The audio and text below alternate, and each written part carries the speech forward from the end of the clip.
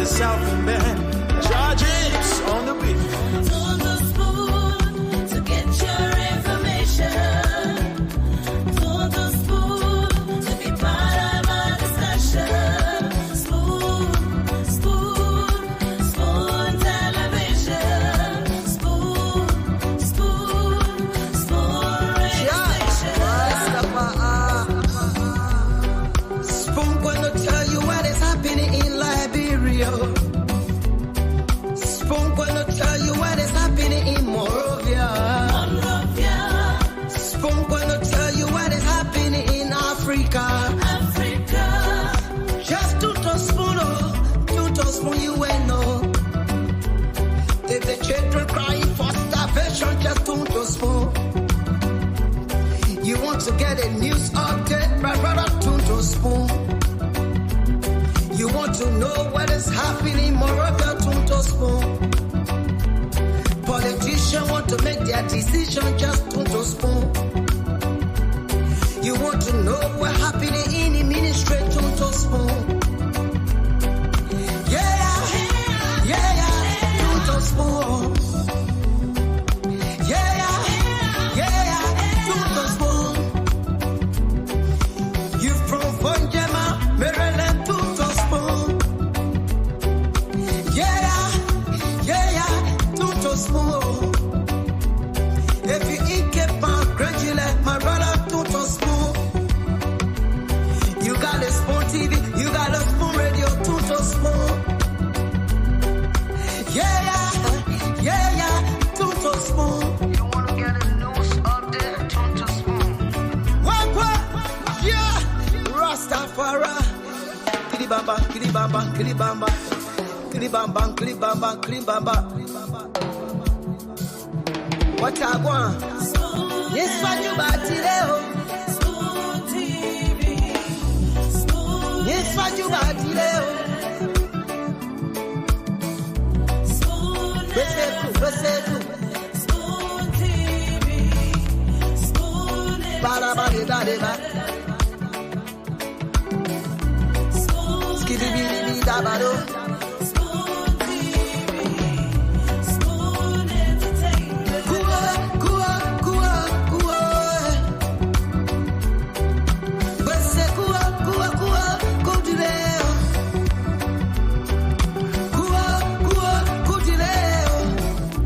On the spoon to get your information. On the spoon to be part of our discussion. Spoon, spoon television. Spoon, spoon radio station. Spoon television. From the CEO, stand on with the spoon. And your boy, right at the Southern Band. Charges on the beat. On the spoon to get your information. On the spoon. Oh yes, Tone to Spoon. Have a discussion. Tone to Spoon to get your information. Spoon. Tone to Spoon to be part of our discussion. If you want to know what's happening in Liberia, if you want to know the happenings at the different ministries, the agencies, or what the policymakers are doing, what are the Liberian people saying, the businessmen and women, the student community, what are the Liberian people very much concerned about? Just Tune to Spoon. This is where you get the news. And that's why Liberians gather here every single day, regardless of where they are, to get the news. So I'd like to say welcome. Thanks for joining us again. We are here, of course, live across the world on Spoon FM 107.5 in Liberia, Fabric 101.1, Super 95.5. That's for the Spoon Network. Many thanks to our partner radio stations across Liberia that are always relaying this program. That's why we are live on Trust FM in Bomi County. We are live on Gibi FM in Kakata, Gibi County. Many thanks to Premium Radio in Bon County. And of course, we are live on Trend Radio in Grand Crew County. So welcome. It's good to be here tonight. Let me quickly welcome our folks online You got a Spoon TV. Yes, that's why we say Spoon Talk has absolutely no borders. Yeah. Thanks to the folks who have joined us from YouTube. We are live across the internet. On YouTube, the handle is Spoon Talk Live. That's our handle on YouTube. So you just go to YouTube, search Spoon Talk Live. You're gonna catch us there. Many thanks to our YouTube audience that have already joined us. We're live on Facebook as well, on Spoon TV with over 500,000 followers. And we're live on Fabric TV as well. Subsequently, we'll resume broadcast on our Super TV handle on Facebook. But again, thanks for joining us. Thanks to all of you for always making up time to be here with us on this very platform. My name is Nelson Colette. The CEO and the rest of the team will come up shortly. It's gonna be a fascinating discussion tonight, and the best you can do is to get glued to your radio, turn on your television set, share the program as you come on across all platforms, and let's have a fascinating show tonight. So welcome. Shortly, we will open the lines. Lots of things happening in the country. Well, you will get the news. I don't want to rush into that. But let me open the lines. Let's get to hear from Liberians. Let's know what your concerns are. Let's know what those issues are that are on your mind. What I say you want to talk about. The What's on Your Mind is a regular, is a segment here on the Spoon Talk where we get to afford you the time to talk about the different issues that are of concern to you, Liberians. It's not restricted to a specific topic. No, just anything that is of concern to you. You will now have the opportunity to talk about those issues. So we are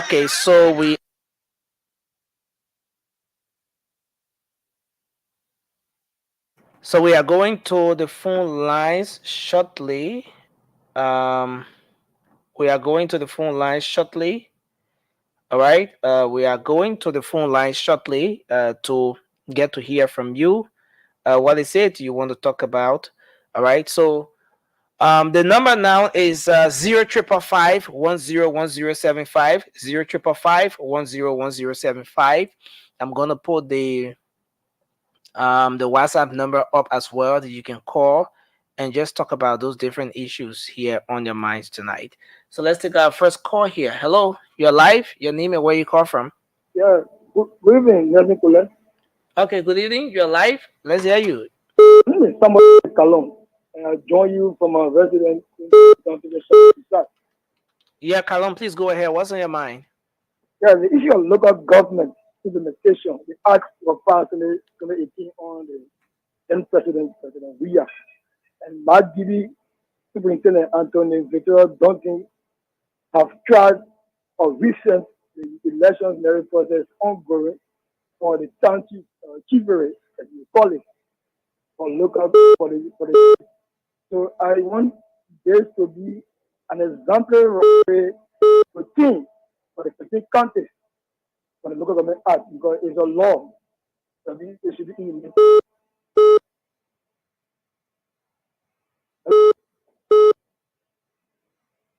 Hello. Yeah, I just spoke on the local government act on the issue of the electionary process, where they talk about township commissioners, city mayors to be elected, and Matt Gibby has just started it on the audience of Anthony Victoria. What about Duncan? Thank you. So there's a wake-up call for the rest of the 14 states to do such. Thank you very much, sir. Thanks for your input. Dr. Richardson, welcome to the show. It's good to have you on, man. That's it. Good to see you. We're here today. Yeah. I want to welcome everyone as well.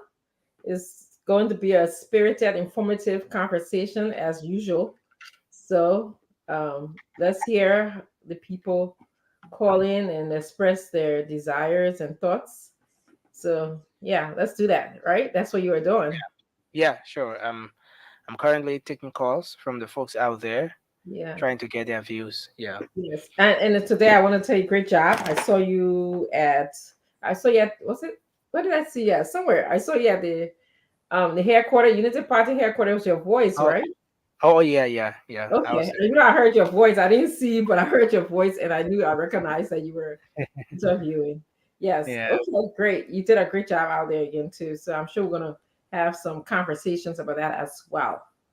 So yeah. yes. Thank you. Mhm. Okay.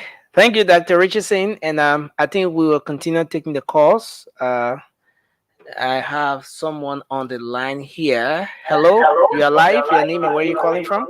Please walk Hello? away from your radio, sir. Yeah, please go ahead. Hello? Yes, sir. Go ahead. You are live on the show. Let's hear you. Oh, my name is Power Cameron. I'm calling from Jacob Ria. Come on, let's hear you. What's on your mind? What's getting on my mind and I have observed in the city is about the place that's a game that the people brought in this country. Mm-hmm. And I have observed that most of these students, if they come from campus, you will see them standing around these games and playing it all of the time. Hmm. And this game, it will make for the children that they will not be focused on their schooling. So I have really observed that. So I'm currently appealing to the government that whosoever is bringing that game into this country, it will make our children will be serious. Okay. So let them try to look in our direction. What kind of game is that? What's the... It's a local game. They use coins. They always use the coin. It's I don't bingo or don't really know, but they use the coins. Okay. Yeah, it's a bingo. Okay. Is it like gambling? Where you can win Just money? hold on the line, sir. Hold on the line. Yeah, Dr. Richardson. I was wondering, Nelson, if is it like gambling, like you can win money, or is it because is it his concern that it's going to distract the kids because they're winning something? So Dr. Richardson is asking as to whether it's a kind of gambling, something that the kids win money from which it's a is gambling distracting. because when they go to buy the coins, then in our coins, if you drop it within the machine, when you having the loss, it means that your coin will lead it. But when you see that the coins is coming out, then it means that you win. So when you win, you will get extra money again. You go, you buy it again, then you play again. So it's a continuing something. If you observe around the city, all of the shops within the city, you will see that the group of children from school will be hanging all around. Okay. Thank you, sir. Thank you very much for expressing that concern. And the relevant authority is listening. That's this segment. Thank you, sir. Okay, I want to say thank you too. Okay. So we're gonna move on to take the next person. Hello, you're live. Your name and where you calling from? Yeah, good evening, Yes, sir. You're live on the show. Let's hear you. Thank you, Nazin. This is January P in a call from 540. Go ahead, Danny Welly. So what I've been thinking about is our country problem. Yeah, the country is very old. Very old, and we have been teaching leaders upon leaders. Senator upon senator, that is lecture, or representative upon representative. But we are not the solution of this problem, our country problem. Sometimes we said so many years, West Pinnacle, not to keep a hard time, and we had kind of rich land, we are doing nothing. You see, sometimes the money we give to our people in government is even more than the money that we're supposed to use on this land to even sustain our own food. But we don't do it. We give this country money to people to put it in our pockets and enjoy this while we are suffering. So we are not finding a solution of this country. We really need to find a solution. If you get your other ministry here, corruption there, you get on the other side, corruption there. So those are things that are very embarrassing in this country. Our leaders are not very wise. They need to be wise to think so that this country can get better. And then, oh my God, but you be wise and encourage your people to join you so that this country can be better. Get something in country. Thank you, sir. For your platform, man. Thank you, sir. We appreciate you. Thanks a lot for your input. We'll take two more from the local lines, then we'll go to take few from the WhatsApp. This person. Hello. Hello? Yeah, Nelson, good evening. Yeah, good evening, sir. You're live. Your name and where you calling from? Yeah, this is Akua in the SKD Boulevard. Like the caller said previously, it is embarrassing, Nelson, and myself saw that a Benegal game where people play the guarded churning machine, the people can just sit down. They set that churning machine down, and right now, as I speak to you, if you decide to just take a tour, Nelson, some of the machine there, the black machine I saw, they are using our $10 coins. So I think those are even have problem with the other guy the last. I think, man, but some of the things the coins short on the market, the like $1 coins, the machine thing. And all these children, the children at the age of 10, 11, 12, they children, the people accept the money from the children. The children go there and play that game. So at the end, if you get a 10, 15 years old child in your house, they will definitely go astray because they see when they get $100, they run straight over there and buy that 10 coins from the people, $10. I am saying it to you. You see, try to go and see where the machines can be set at the Chinese machine and confirm what I'm saying to you. Thank you, sir. Thank you. Thank you for your input. And then we take this person. Hello? Please, can you kindly walk away from your radio, please? Hello? Yeah, hello? Okay, it's much better. Your name and where you calling from, sir? My name is Title S. I'm calling from Peace Island. Let's hear you. Go ahead. What's on your mind? Yeah, what is on my mind is the police people. We want the government to really stand strong for these police people. Some of them are still harassing people. They are harassing. My little son also, he bought his t-shirts from the Dungaple people that can sell Dungaple in Waterside. He put his t-shirts, he put in wheelbarrow. After school, he can go around with the t-shirt. He can't sell one place. He can go all over around. Today, he went to Counsellor Johnson. According to him, there was a policeman. He saw the boy. He took more than 15 pieces of that t-shirt. He carried it. The boy talking with him. He started telling the boy, move it behind me. Move it behind me. He carried up that boy t-shirt, more than 15 pieces. Wow. He carried it. So I want the government to stand strong. Criminal, they are still planted in the police. Thank you. Thank you, sir. Thank you. Let's see if we can take another person here. Hello. You're live. Your name and where you calling from? Yeah, I call Johnson. Please go ahead. Let's hear you. What's on your mind? Yeah, I need call for that discussion. When I call for that game issue. Yeah, good morning and afternoon I play and I've not been receiving a message. Which game issue? The African cars giveaway. Hello, you can call during that program. That's a separate stuff here. It's not, we're not on the cash giveaway thing. So you can call during that program. Hello. And then you can I'm saying you can call during that program and you can talk to the guys who are responsible for that, sir. Yeah, but I'm not receiving the message now. I have to receive the message that I'm saying. Okay, so when they are on, hello, sir. Hello. Can you hear me, sir? Can you hear me, sir? Okay. So tomorrow, when the people on and they're doing the game thing, listen to them, listen to the thing they will say. And if you get concerned, call and ask them the questions. I really don't have all the information to give you regarding that for now. So just listen to the radio tomorrow and then call when the guys are on. Yeah.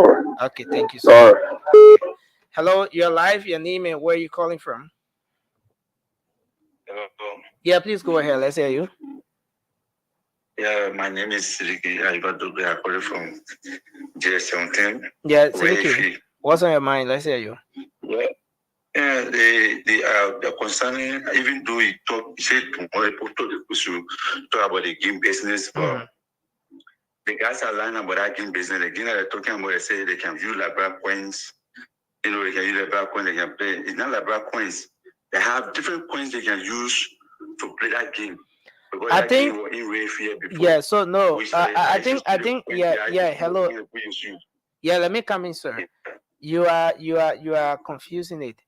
There is that game that the other caller talked about, and there's another game that is on several radio stations. It's called the radio game. What he was talking about was the radio game, and not the coin, the bingo stuff you're talking about. We're talking about the Chinese game. Yeah, that's some time I seen Ray here before. okay. Thank you, sir. Thank you, sir. Thank you. Let's take another person. Dr. Richardson, at any point when you're ready, you just let me know. No, you are muted. I'm not hearing you. Let's take another person and then we can talk about the game. I'm concerned about that game business for adults and children and our students. Okay. So let's take this person. Hello, you are live. Your name and where you calling from? Yeah, this is David and I'm calling from Clarkstown. Please go ahead, sir. Let's hear you. Nothing. Please, thank you very much for allowing me to talk. The coins, these coins that they put printed, they printed intentionally for the bingo game. The past government, the coins. So please, your president coins is embarrassing our children. You know, the high quality, the bingo game, they don't accept any other coins. They don't just accept any kind of coin. But the bingo coin, they can accept it. That is the reason they printed it for.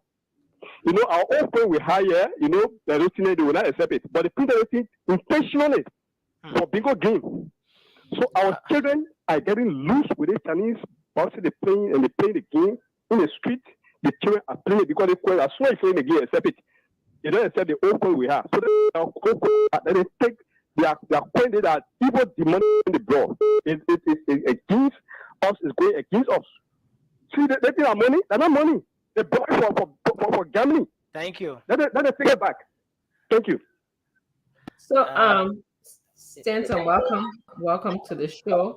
The message the coin the people printed for gambling.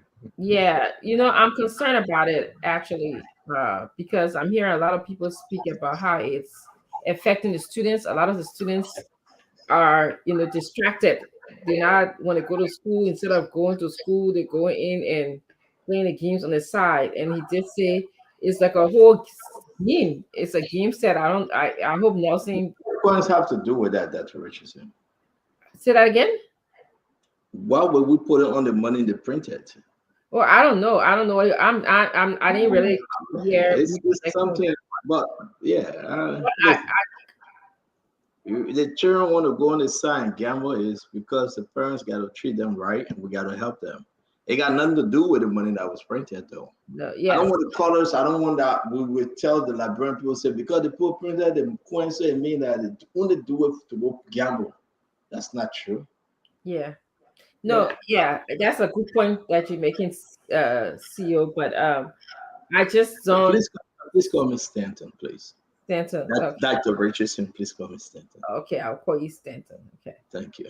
That's clarified. Right, Nelson? Listen, I'll call you Stanton. But Nelson, I'm you know, Sarah Colors called about this game business.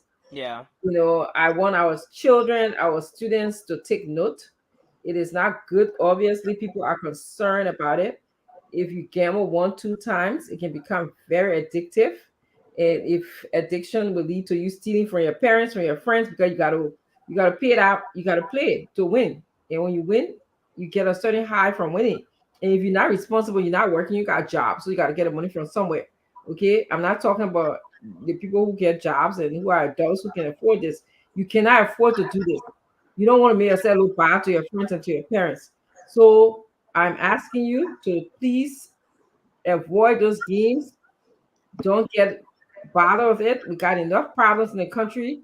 So if this arises, it should be regulated. Whoever department responsible for these games that are coming to the country, I believe illegally, because I don't know if they even register of the gambling, the lottery system or the gambling regulator. That Richardson shouldn't waste our time on the people game, man. I'm sorry, that Richardson. Hey, you know, the people, I don't want to go play the game. You see them when I play children. No, I don't want to train them to play our game. Now, how our country can spoil when it's time for Richardson. Let's talk to me. Let's just talk on some other important issues. These are our future generations. You know, have you ever been to the casino? Someone said I should ask you. Yeah, I have been to the casino. Good. When you were later, you used to go to the casino, right? I pick Yahoo. That my pa catch me to the casino. Exactly. So it's home training. What do people game have to do with your 25 cents you went? But if I had an opportunity, I'm sure as a child to do something where my parents disapprove, I would have been attracted to that. So the parents should be able to advise the children. Put on the parents. Then you look at parents, yesterday parents, right? And today parenting different from yesterday parents. Would you assume that the thing the children can get away with? We and myself never got. At least I never got away with it. I can talk anything about my home upbringing and the discipline because my mom said I shouldn't say. I know she's watching. You good. No, I ain't going there with you. I'm begging you. I'm going there with you. Yeah, I'm going there with you. But that's what you know, people saying why I'm not happy because we want our group to come on by in the next 2 minutes. We're going to start the program. We're going to welcome you, Ruben Kabe. I think that's the name, Ruben. Cynthia Tengbe. Cynthia, welcome. Divine, God can bless anybody. Yellow. Divine, oh God, and bless you. Mayor Mackenzie To, Eric McGill. Thank you for welcoming Eric. Michael K. Johnson, Gamen Kessely, Lawrence Appleton, Charles, by his grace, Kali. One with Vera Horace. Vera, how you been? Long time. Conan Goto, Omaru Kengo, Frankly, Mary Chia, Angela Williams, Morris Johnson, Giflord Mau, Margaret Morgan, Ivan P, Armstrong, Blender. Hey, you'll start making it to go fast. Wow. Comfort Johnson, Molu, Joel Torres, Ayo White, Daniel Uzizi, Jay Benedict, I'm sorry, Bento Ducle, Elizabeth Macaulay, Henry Cadet, Alfred Fresmo, Anthony Jala, Peter Solontet, Uncle B, Samuel Peters, Ebi Tamba. Sorry, man, if I messed the names up because it's still moving fast. So listen, let me say this to every one of you. Please share our program. Go on Facebook, on your Facebook page or your YouTube and just hit share. That's the best you can do for us. And you have to like our program also because guess what? You got to send some stars to help contribute to the network. We want to say, Pee-wee, we want to welcome every one of you, Aaron Siafa, Toga Riches, and those of you that are watching but you don't want to click in because you are sedition and you're afraid to click in, your people will see you. Those of you that watch it because you think that you're feeling causing Stanton or somebody else, you're scared to show face.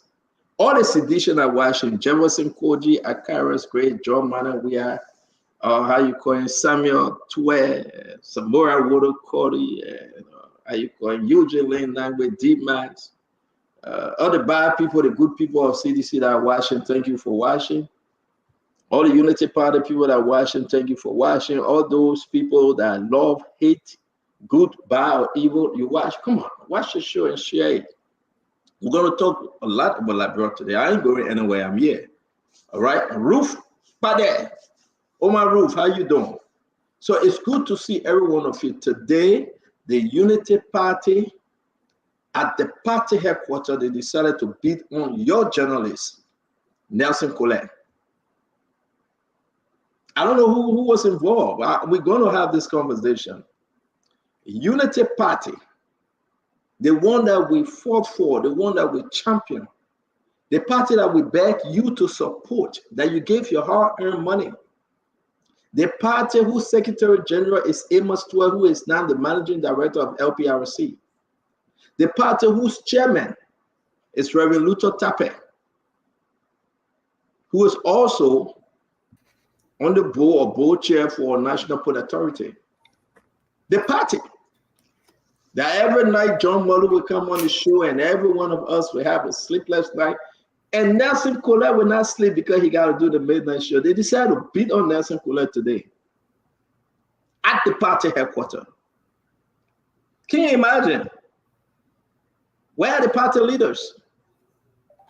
It's all on social media. The party that beat, yeah, you're right. Can't eat your own baby. Some innocent Maulo, you're right. The party that ain't do nothing for this network. I get it network dry kappa. I get it network one dry one cup of rice. The party that we went up and down and we fought George Manor, we are in sedition. We beat them. That today the party say we will beat you and we care less about Spoon Network. Ambassador William D.K. Johnson II, welcome. Elizabeth Macaulay, welcome. Abu Belity, welcome. We got all the videos. We were just trying to cover that which was taking place at the party headquarters, Uncle Sam. I don't know if that Amos West sent his boys to beat on Spoon Network. I don't know whether that Reverend Luther Tapper got mad. I don't know who sent whether that Mo Ali, George Chadawoda, my papa, thank you for watching. I don't know whether that Mo Ali or Stephen Johnson. Uncle Sam, you got to talk to your guys, man. I know you're not from Unity Party. No, but Uncle Sam, because we get into it, but in all of our lives, CDC tried to shut down this network. They tried. Kev Hassan told the president, said they must shut the network down. They tried. Samuel Tuer, they tried to shut down the network. And, you know, God had our back. But today, you know, he's okay. But today we are here to say our own party, the Liberian People Party, turned against the Liberian People radio station. And beat on Nelson. See the mark on Nelson back. Sorry, he can't take his shirt. They beat on him. I don't know who at the party headquarters instructed. I know that Daniel Sano. I don't know that the information minister, Jeremy Pierre. I don't know who instructed those folks at the party headquarters to beat on Spoon Network. You have no right to beat on any journalist. They're just doing the work. We didn't ask you to, you know, cause protests on your own camp. This is the people's radio station. The people sacrifice every evening. DJ Blue, it's good to see you, DJ. You laughing? DJ, we beat your party, CDC. Thank God you won because you're my man. Nelson, come back because you know the story, Nelson. Don't you leave, except you get somebody in the studio you want to set up. So Dr. Rich is saying, I know we're going through this at 4:45. We have to respect our time, Uncle Sam. If no panelists show up, we will not bring them in. 4:45, like Madam Titi said, is the cutoff time. We got to live by the rules, and you know, live by this. Nobody will come and take us back. So we're still moving back. We'll get 10 more minutes for everybody to join. Or as 3 of us can do the show today. Uncle Sam. Yes, sir. Dr. Richardson, they beat on Spoon Network. Can you imagine? No, can't imagine at all. They beat on Spoon Network. Can I imagine this? Spoon. Who said that? Emma Stewart? You know, Emma Stewart got a job done. His children, his job. Mo Ali, who sent them? It's not only because of Spoon Network, but how can you beat on a journalist that's trying to do the piece of job? Absolutely. Or ruling party or ruling government? Now talk to me, Dr. Richardson. Well, yeah, I did see a little bit of the tape, and I was surprised that the people at the party were, you know, kind of disgruntled, and I think they just took their anger on the journalist that happened to be there, which was from Spoon. But they were concerned. They said since they got elected and since it became the ruling party, people just drop, you know, everything involving party management. Nobody goes to the headquarters anymore. The flags were being torn apart. They haven't seen, you know, before it was a lively place.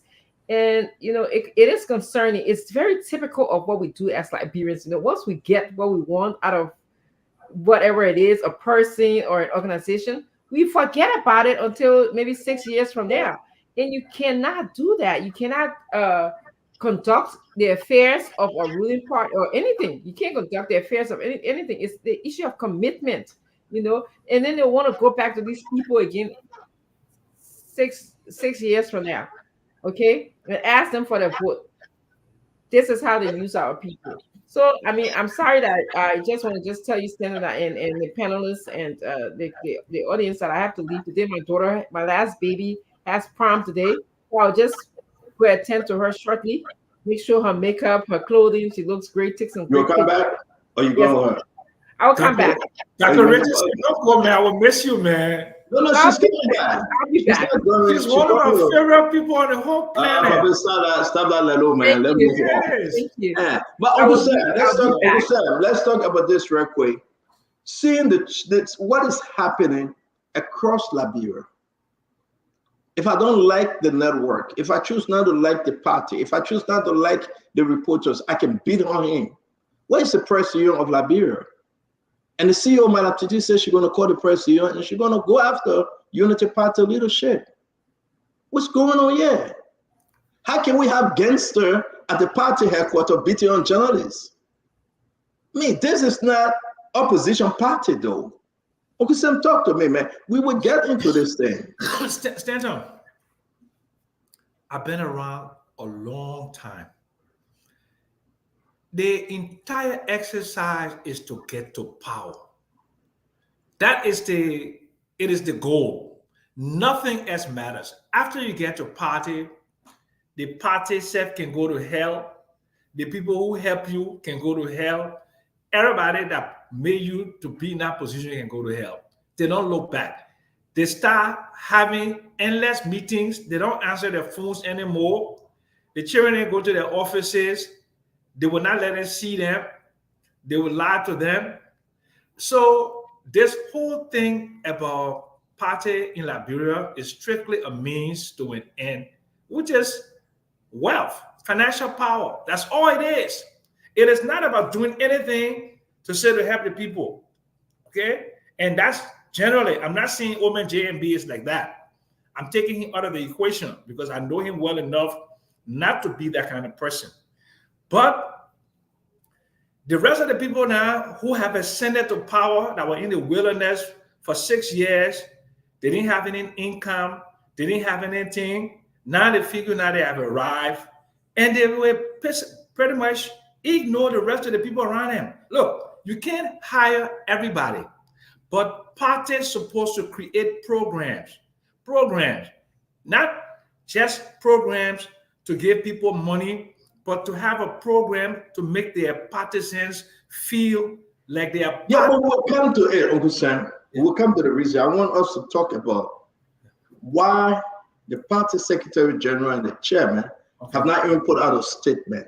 So Stanton, I don't believe my good friend Amos Twelve or Mo Ali will send goons to hurt anybody. I mean, let's just be very clear about that, okay? But people do things on their own. They think that they're pleasing their bosses or they're pleasing the people. They are sacrifice to the people, okay? There's no way Amos Twelve or Mo Ali would tell anybody to beat up small journalists. But these people in Liberia, the people who have been cussing me, nobody tell them to cuss me. Uncle Sam, disagree with you. It's important for you to understand that. Nobody make people to do it. They think they're doing it. Uncle Sam, if nobody make them to do this, I'm not talking about you. I'm not talking about somebody it happens to all of us. No. This is an institution that's bigger than you, Uncle Sam. No, I understand what you're saying. I'm not talking about you. I'm not talking about Fadika. I'm talking about, but now the chairman of the party leadership should be putting out a statement. I agree. So, but this is bad. But also don't make it about you. No, I'm not making it about me. But I'm saying, generally speaking, that's how they will act because they think they're pleasing somebody in authority to get some kind of benefit. That's what they will do. I believe the leadership is fully aware. I believe the leadership did this. I would not defend how you call it Amos Twelve. I mean, I believe that, but maybe I don't know where is Reverend Tapper, where is he? But somebody should have put out a statement. It's bad. We went through everything together. We did it. What the people wanted us to do, Fadika. How can the party on the party ground, they will beat on a journalist, regardless if you're from Spoon or not. It's even higher, Fadika, that you are being recognized as a Spoon reporter, and you have folks that take command from Amos 12, from Mo Ali, from Stephen Johnson, from Daniel Sando, from Reverend Luther Tappe, from how you call him, former chairman Amin Modal. People that at the party headquarters, we will show you the video. This is wickedness. I have not seen. When James went out in bombing, they gave James one slap. We put this on George Manawia. Chokon was at CDC party headquarters. They went after him. We put this on Jefferson Koji. Uncle Sam, this is not about an individual. This is about the unity party that came with change. That's it. We should think Liberia, love Liberia, and together we build Liberia. This is bad. This is bad governance. And the Liberian people need to hear this. No one touched Unity Party who have done this. And the leadership quiet. But they haven't reached out to you at all. They have not reached out to you. Uncle Sam, you don't have to reach out to me. The CEO is there. I'm saying when I say you, I mean the institution. They haven't reached out to you. Malatiti have not told me anything that they reached out to her. That's what makes the youth. I'm going to call them. Those people that they beat on, those people that say they want to speak, I will call them on the network. The Unity Party is suppressing. The Unity Party, something is happening with the Unity Party. That these people will sit there and beat on. Nelson, come on the show. Come and tell the story before we play the clip. How can we live in a country that the people, the party, the people came together and said, we want to speak. I call Emma Stewart. I asked him, Emma Stewart, what's going on that they're beating on the journalists then at the party headquarters? You are the Secretary General. The folks that are going to protest say you should step down because you're managing director. How dare you to come and allow your guys to beat on the journalists? You beat on poor Nelson. All Nelson tried to do to give a story. You had over 1,000 people following Nelson, Uncle Sam.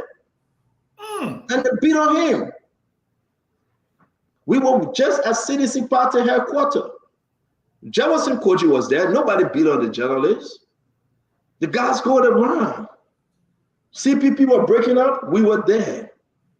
We serve the Liberian people. We can disagree on the politics, but we serve the Liberian people. How dare you to put your hand on the journalists? I mean, this is bad. This is bad governance. And none of them have put out a statement as a responsible party. None of them. Mo Ali, nothing. Amin Muda, nothing. Reverend Luther Tapper, nothing. The only thing Emma Stewart told me, oh, can you give me Nelson's number? No. Do I send it to him? Maybe he called Nelson. We shouldn't do this, man. That the Richard say, I suppress our Unity Party. It makes you have a change of mind. This is not what we fought for. No, the Liberian people is against it. When John Weir and Amos, Samuel Twice said they were closing down the radio station, the people went to Temple of Justice. The people spoke on the phone. We were here. This Nelson that they beat on, he was championing the cause, letting up politics. People were speaking from all over. How dare you? The man identify himself from Spoon. Let's say he's from OKFM or Freedom FM or any FM. You get no right to beat on him. The party need to go to court. The party need to be held responsible. The young people in the country are frustrated. The young people are mad. They are disappointed. What these guys are doing for them? Nothing. Those that walk in the poo-poo water, you have the journalists in the poo-poo water with you. You empower, you want to beat on them. Then you expect us to come back 2029 to celebrate you. What kind of nonsense is that? But let me give Fadiga the chance. Talk to me, Fadiga, and we'll play those videos for the people to see. Fadiga, be careful today. Yeah, this is not a joke, Uncle Sam. I know you put in the chat room. I know you put in the chat room. You put in the chat room, baby. You're right to say Kia is baby. Yeah. Because Spoon Network was seen to be the only network for Unity Party.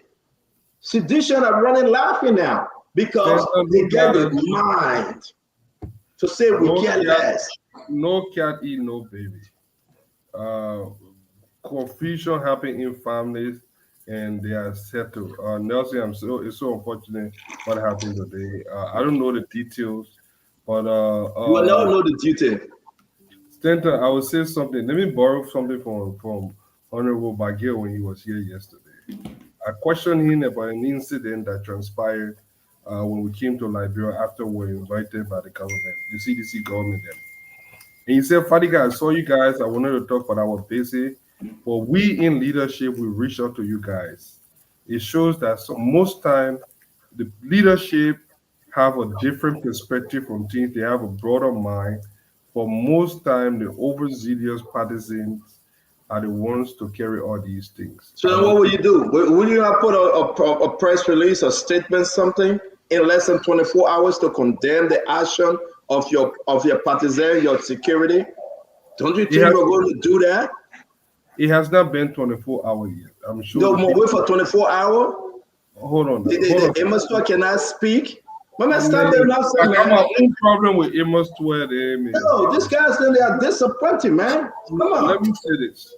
Here's my take. The reason why you may not have the speedy response you want. Standard went off. I still have problem, and it's a personal thing.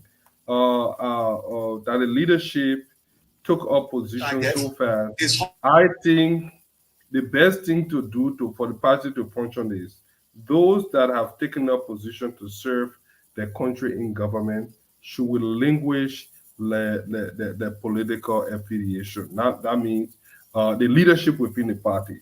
That will allow other people that are running the party to respond to things like this. But I'm sure Twe has 10,000 things. I heard say he recused himself for it. I don't know the detail. I don't want to listen, Fadiga. He bases. So sometimes the response time may not be as fast. But I refuse to believe that the Unity Party officials and even partisans will sit down and want any bodily harm to happen to Nelson Cole or any Spoon journalist or any journalist for that matter. I refuse to believe that. It is unfortunate what happened, and I know that the party will get to the bottom of this. But to believe that people approve this thing, endorse it, and want something to inflict harm on Spoon journalists, I think it was just some overzealous partisans doing what they wanted to do, and that was completely unacceptable. Then I condemn it in the strongest term. Let me bring in Alba. Alba, good that you joining us. It's not a good day for me. There's no laughing matter though. I yet to do a 2-hour show and get a heck out of here. It's getting frustrating every day that people will just think that Liberia belongs to them, right? We chase you, we chase CDC, we chase ANC, we chase everybody just for this Unity Party. That today, a reporter, whether from Spoon or not, just want to do a piece of job. I will play the clip, but let me hear from you if you have not seen it. I haven't seen the clip. I will play the clip. I haven't seen the clip. Okay, I put it in the chat room, but you don't follow the chat room. But go ahead, talk to us. What kind of generalization that I don't follow the chat room? But anyway, I won't address that. It's totally wrong, but I won't address it. But what Fadiga was just saying about, I believe it's about officials in government, relieving themselves of their political positions. You can't give any justification, Fadiga. That thing is standard. It's in the code of conduct. So there's no excuse. How many months has it been since they transition into leadership? There is no excuse whatsoever that anybody who's an official in this current government should still be an official in the political party. And the members of the political parties themselves have to start making that demand that those people relinquish their positions so other people can step up into leadership in the party. Is like totally greedy, is selfish, is undemocratic for them to continue to do that in total violation of the same issues they were raising against the CDC. So don't give any excuse for them. I beg you, please. Let them release. It's not an excuse, Alva. I strongly believe that. to believe that official. You believe Amos Tware has not had any time since he got appointed to put in a letter of resignation as Secretary General? You really believe that? Oh no, I'm talking about the incident. I'm not talking about. All right, let's play the video, guys.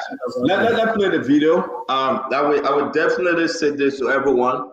Again, welcome. Please do us a favor. Share the show. We have so many here now. If you share, we'll go double. Wherever you find yourself on social media, just share the program. We're going to play this video. Nelson will explain what happened. The gentleman that was in a white t-shirt at the beat, we got him in studio. The counselor that pushing this thing, we will be talking to him likewise. And then we'll talk about the death of the AFL soldier today. I don't know. They say they got AR bullet, the bullet the gun that can hit you 6 times. You kill yourself, but you were able to shoot yourself 6 times. We're talking about that AFL soldier. It's bad. A lot of discouragement is happening. And these are some of the things yesterday I decided to cool off, folks. I left the show yesterday because I began to think to myself, Uncle Sam, you know how you get headache? Because you have pushed for righteousness. You have pushed for the right thing. But you believe you got the right people in the right places. But then, there's every day another disappointment. This is no joke. I know we got 6 years. Let's play the video for you to see. I hope Nelson uploaded the video. And I want you to see what happened. Nelson, you want to come? Did you upload the video? Nelson, you mean the video saying won't play? No, it's not a joking thing, man. The video will play. You come and eating your dry rice. Don't let her go into that story, okay? I mean, you can talk about dry rice. Stop. Nelson. We apologize to Nelson. It was unfortunate, and we take full responsibility. But it's not you apologizing to Nelson. Who are you? As a part of the rescue team. What part as of an individual? You part of the leadership? I don't have to be part of the leadership. You have to be to take responsibility. Come on, stop looking at him, my dear brother. I love you. It happened. Worst thing happened. Don't make it to know that the government says. No. It's so wrong for you to say. No, we're not. Listen, at Fadiga, no matter what you find yourself today, it's a bad thing. It's a bad thing for our country that we will sit over. Fadiga, wait now, slow down now. Let's play the first video. Let's play. So these are the individuals. As you see, this gentleman right here has been fighting Spoon TV. We thought to do a job as we do regularly to inform the Liberian people. These are the individuals who have been preventing Spoon TV from doing her job. We've been informed. We received a serious information about some tension here at the United Party headquarters, and we've been prevented from doing our job. As you see here, folks, these are the guys that have been sent to seriously attack Spoon TV. As you see, he's fighting me. He's preventing me from doing my job. And of course, we are going to talk to some partisans of the Unity Party here. We've been informed that there was a serious tension here. Some individuals came here to have a press conference, and the guys were prevented. And of course, some of the guys here, as you see him, he has been seriously trying to prevent us from doing our job. And of course, you see the gentleman. As you see, he's seriously preventing us. Spoon TV.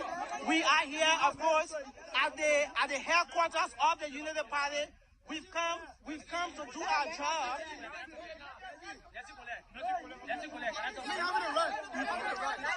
Folks, this is Spoon TV.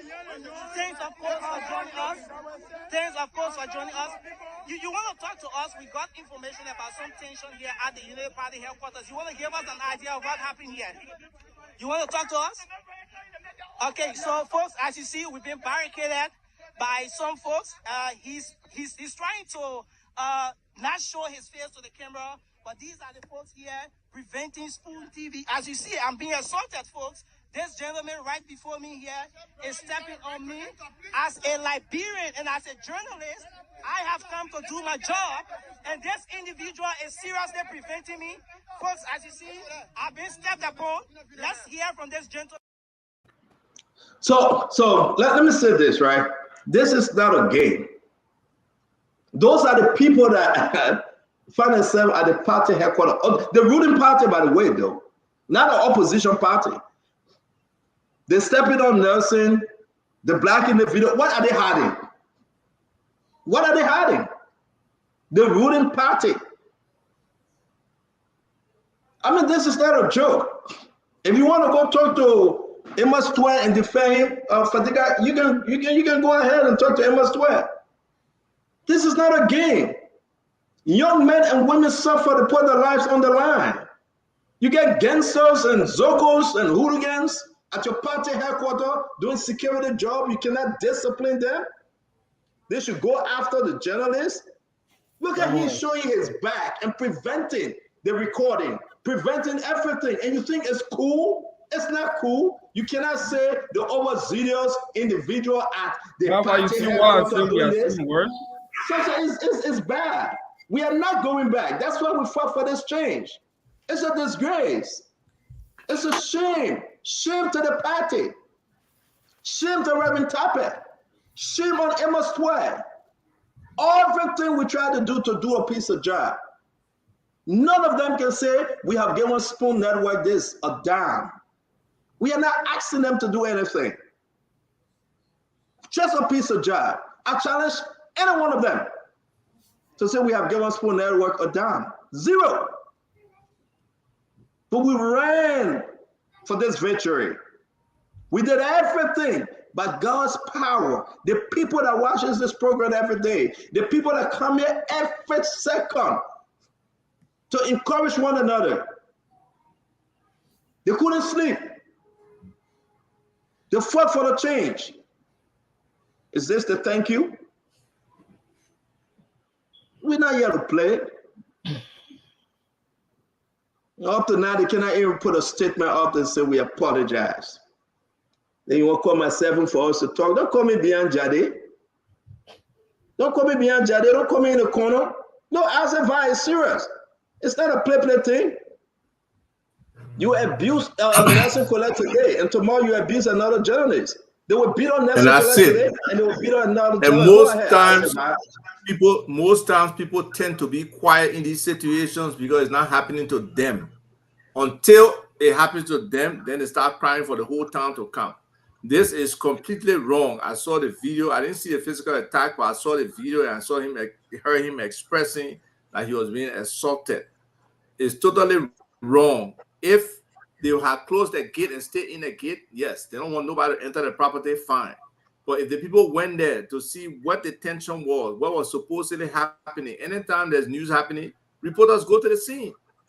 But it can be something where because they are in power or because they don't want the reporter to have an understanding of the situation, report it properly, they will assault the person or they will beat up the person. So we really, really need to think through that. I'm going to play the second clip. Headquarters. The people faces were clear. They need to take action. Very clear. Yeah, let me play the second clip, then we'll hear from the rest of the team members here tonight. As you see right before me here, the gate has been locked before at this very entrance. And of course, I was prevented from entering here. There are lots of folks in there. We thought to reach out there to speak to them, but we were being prevented. I was also being assaulted by a gentleman here in a blue t-shirt who thought it was that I shouldn't do this live video. But as part of our job, we are club with the responsibility to inform the Liberian people as to what we are club with the responsibility to inform the Liberian people as to what's transpiring in the country. We are here to report the good, the bad, and the ugly as part of our duty as a media institution. And of course, as you see this gentleman right here in the blue t-shirt, he assaulted me, and I was being prevented from entering the premises of the Unity Party right here. And of course, you see, the gentleman. You see, actually, let me hold back and go back to Dr. Richardson. Glennie, welcome to the show. Dr. Richardson, let's start with you again. We'll play the other part of this video. We have another video coming up. So I want to just apologize to Nelson, and as a human being, he should not be treated that way. Somebody said earlier, he was only trying to do his job. Uh, what is going on within the party that they don't want the journalists to go there? All they could have said was, okay, please stay a certain feet or stay away from our gate. That's their property. They have the right to do that. But on the other hand, during this type of situation, there's a spokesperson. We see so many people lined up, to speak to the journalists. It shouldn't be that way. I mean, it reminds me. I just recently attended a graduation. We know there's tension going on in the academic scene right now. A lot of students are protesting because of what's happening in the Middle East. And we were told before we went out there will be journalists there. Do not speak to any journalist. Make sure that you refer them to the appropriate spokesperson. So we have all these people lined up at the gate, speaking on behalf of the party, reacting on behalf of the party, and perhaps saying the wrong things. So I don't know what's going on within the party that they're trying to hide, but all I can think about, I can see why Spoon TV was very helpful in getting them to be elected, to getting them into power. So I can feel how Nelson or anybody feel a little bit betrayed. I also think that the party they should really spend time. They have neglected the party. Where are the leaders? We didn't see the leaders there today. They should be helping those young people at least get into some kind of youth program. The women that I saw, a few women there, empowering them, doing something instead of just letting those people just stand around all day and not doing anything. And that is what's going on in the party that they don't want us to hear. People are just standing around doing nothing. Thank you, Dr. Richard. Say, Uncle Seb, you want to speak a little further on this? Yes. Okay. Look. Again, this is historical. Okay, people are sent to power, and all of a sudden, the medium that got them to power, they just pretty much ignore that medium, right? So, what does it take for the party to institute something, right? I'm not saying give people money or give them something material, but just to make sure you have some activity at the party headquarters to make the people feel like they are part of the institution that is in power today. What is it that you're doing? Even if you're doing children homework at the party headquarters, all the children in the neighborhood there, when you come from work, you go there, you open the study class for the children. On Saturdays, you get a bag of rice, you cook it, and let people there eat or something. Some kind of connection to the people. But every time they are sent to power, all of a sudden, they feel forgotten by the whole people that brought them to power. Yep. And this is what causes tension in the country. Okay? They neglect. The people feel alienated. And this is a recipe for chaos because this is the ruling party. And the ruling party does not have a plan for something we call social cohesion. Social cohesion is making people to feel that they are stakeholders. You can't be dismissive of people. And then the journalists that help you to get to power and sent to power, you attack that journalist. That was said kept in their own baby today. But it's not just about the Unity Party. This is a Liberian thing. I've seen it 1,000 times in my life. When people come to power, they forget about it. They're sent to power. They're having too many meetings. Their phone, they can't answer their phone again. They can't go to the places to what they used to be with their friends. They just become big shots. That's it. This is bad. This is terrible, Fadiga. You should condemn it. You should condemn it. Go ahead. Thank you very much, Uncle Sam. Fadiga? Uncle Sam, there is a word for what you just did, and that is called hypocrisy. Yeah, I'm sorry to say, but that is complete hypocrisy, what you just did. You supported a party that was giving our children kuch at the party headquarters. You should have advised them. They have women twerking, and all kinds of mischievous things went on at that headquarters. The headquarters were notorious for a lot of stuff. You didn't say nada. You said everything. We have beat Nelson. We have beat Nelson today. No. You said everything except address the issue with Nelson. I know Nelson very well. I've interacted with him so many times. It is unfortunate what happened. I've told him sorry, and I won't wish anything like that to happen to him or anybody that I know. But not sensational like this thing. When I was looking for that brutality, I know something that will make him tick. you know. But Well, I'm not joking.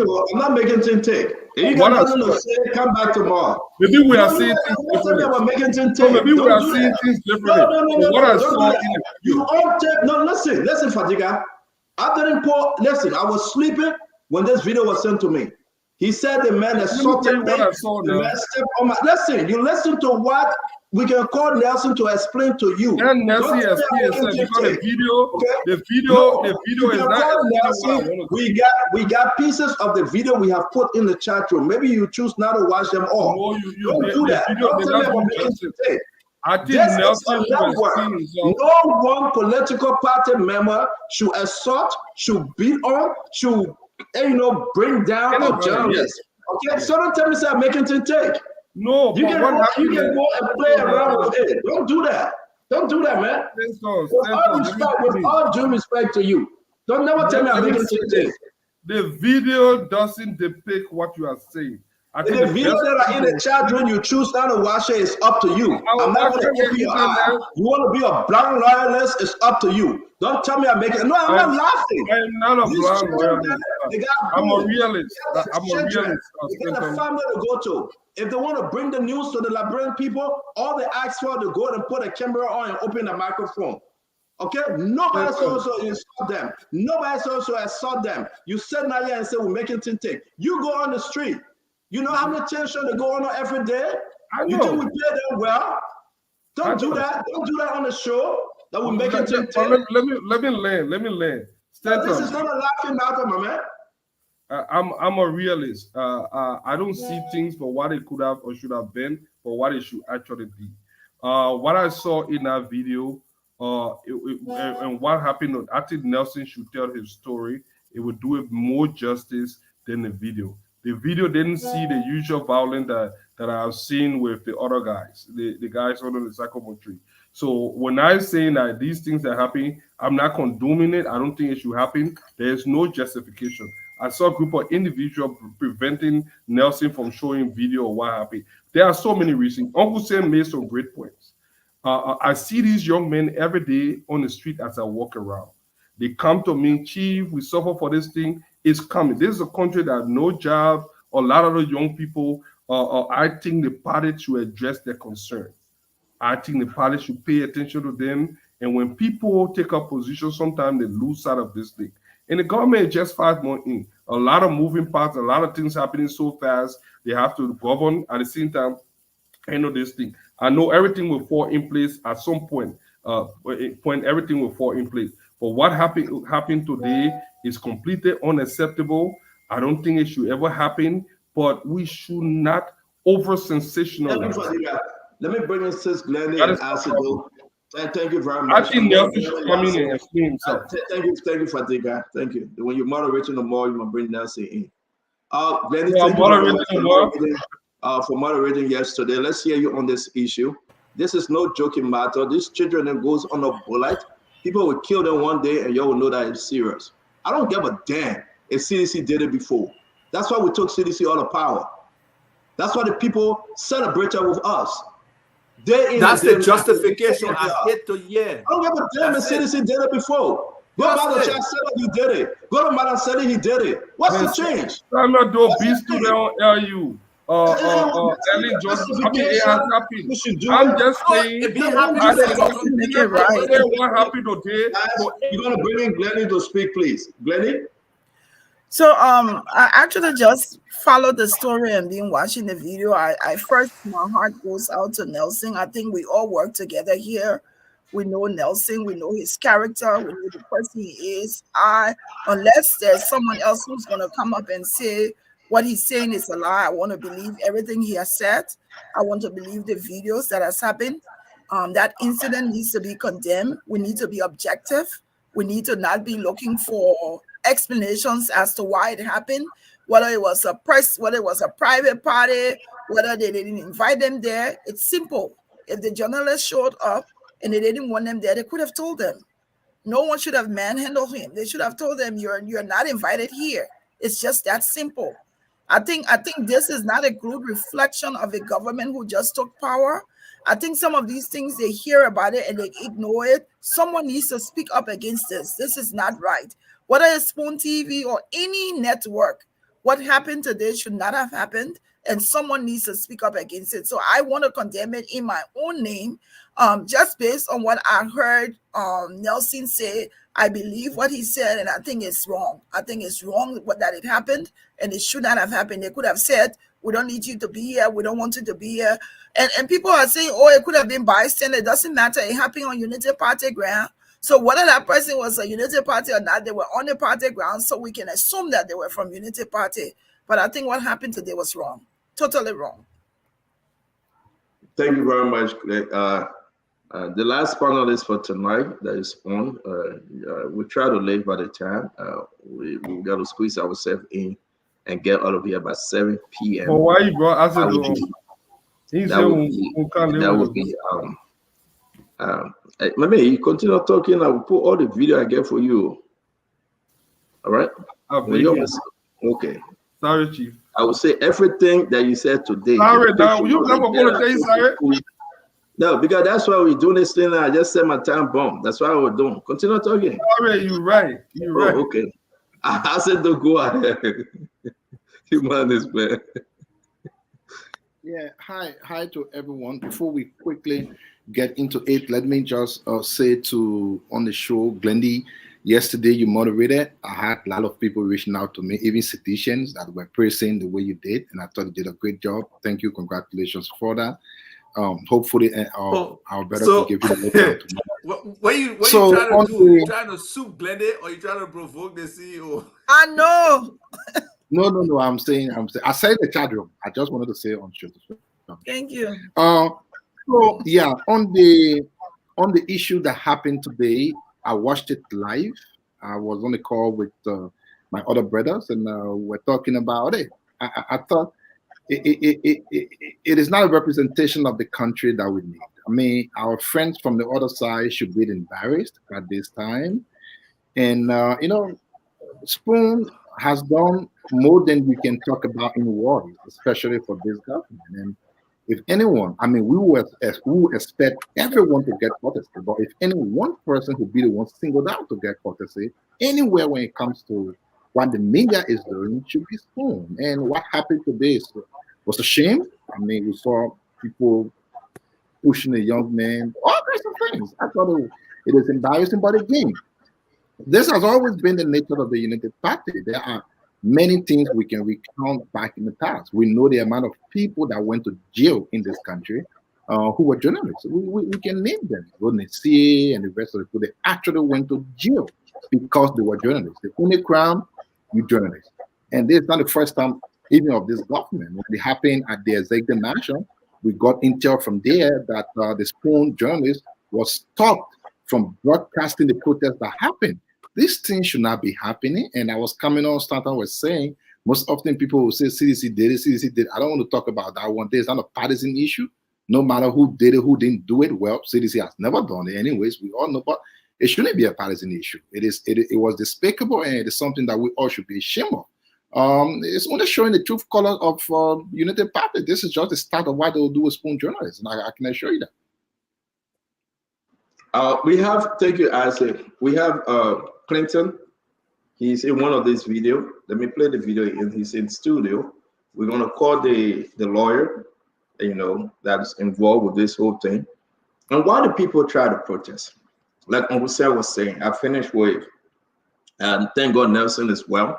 We'll continue the job as journalists to bring the informed message to the Liberian people. But we want to hear from them. Well, what's the contention here? Why? And after that, folks, we'll talk about today an AFL soldier, whether he killed himself or they killed him, wherever that story coming from. I don't know. We cannot show you the body picture. It's too graphic. Man, it's bad. The man had bust open. The blood is oozing from all over. This guy served in Malay. He's a veteran AFL soldier. The information coming because he was part of this army wave or protest. Whether somebody killed him, whether he killed himself. But how in Liberia people can shoot themselves 6 times? It happened with the EPS guy. And Joe Wilden told us the man shot himself 6 times. Now the AFS soldier now shot himself 6 times. We're discussing what's happening from one government to another. But let me bring in Clinton Yuma, the individuals on this video, the gentleman that is on this video. I want us to hear from him. Then from there, we'll speak to the lawyer involved. Okay, Mr. Dawo, give us an idea. I want us to play this video very quick, then we'll bring in Clinton, please. Okay, Mr. Dawo, give us an idea. What exactly transpired here? What happened here is we have been meeting here since January. As far as we don't see a part of official after the president. Okay. His honor, let me say, Ambassador Boakai. Okay. After appointing the part of officials to federal government positions, they have decided to relax in the airport office at the federal. There were major offices to which they were appointed. Following our party headquarters, making it a ghost job. But the kid about that, we decided I for so sorry. I was telling him, I said, to go away to take care of party headquarters. So that those animals can live here. Okay. We came out, clean out the party headquarters with the assistance of Counsellor Johnson and make the place to run laughter and music begin to play here. And at least we're having some New Year for those who will come hungry. But our main concern is that we want our party officials to come to job. If they can't come to job, let them resign. Because they can't be doing two jobs at the same time. Wow. So you want the chairman to focus on the party's job, or he focus on his position in government? He must choose between the two. He should choose between the two. Okay. Thank you very much. Thank you very much. You want to talk to us? What's your name? Yeah. My name is Okay. So give us an idea. What is exactly transpired here? Are you a member of the Unity Party? I see you. Okay. Okay. We're about to have our press conference here because for the since the party won the election, and the great leader started able to a job, the president appointed him. They abandoned the headquarters. All right, there you have it. I think Uncle Sam, let's leave the BTO Nelson. We'll get back to it. We'll hold the party responsible, the leadership. But the main reason why people are protesting now is what they don't talk about. They don't say you cannot serve two masters at the same time. The code of conduct is against it. You are appointed, Uncle Sam. Dr. Richardson, you are appointed to a position within the government. Relinquish your position within the party.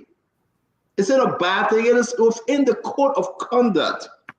And that's what the guys are saying. Because you are too busy at LPRC, you are too busy at the National Port Authority, you are too busy at the Ministry of Youth and Sport, you are too busy all over. Here we are. Grass is growing. Nothing we do. And that's why we are here. Let's listen to Clinton Yuma. Let's bring him on. Clinton, it's good to have you. How are you doing today? I'm very good, Stanton. Thank you for the invite. Can we get a little volume on Clinton Nelson, please? Can you increase his Go ahead. Okay, thank you very much for the invite, Stanton Waterspoon. I feel very impressed tonight to be in your cousin studio to discuss the unfoldings of our party.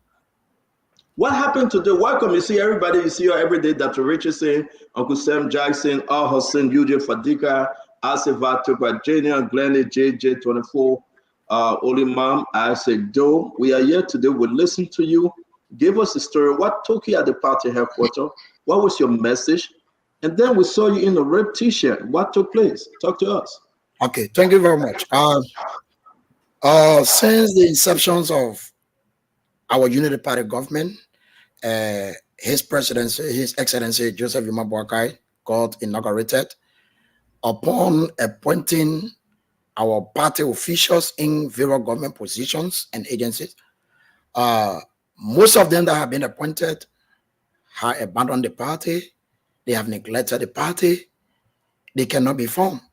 Even we, the eminent citizens of the party, that go around the party every day to encourage people, partisans who are disenchanted. Whenever we call them, they don't answer us, they don't attend to us. And based upon that, few councillors, one of them is Mr. Cowboy Johnson, Lavla Cowboy Johnson. He came of last week, Monday, and people started expressing that dissatisfaction towards our party leaders. And based upon that, he came to intervene. And his intervention was to restore sanctity to the party. Grass were growing in the party headquarters. The party were filthy, and the party was just upset. So based upon that, he came, and then he gave the sum of $500 US. He came on Monday, and the Tuesday, he gave the $500 US.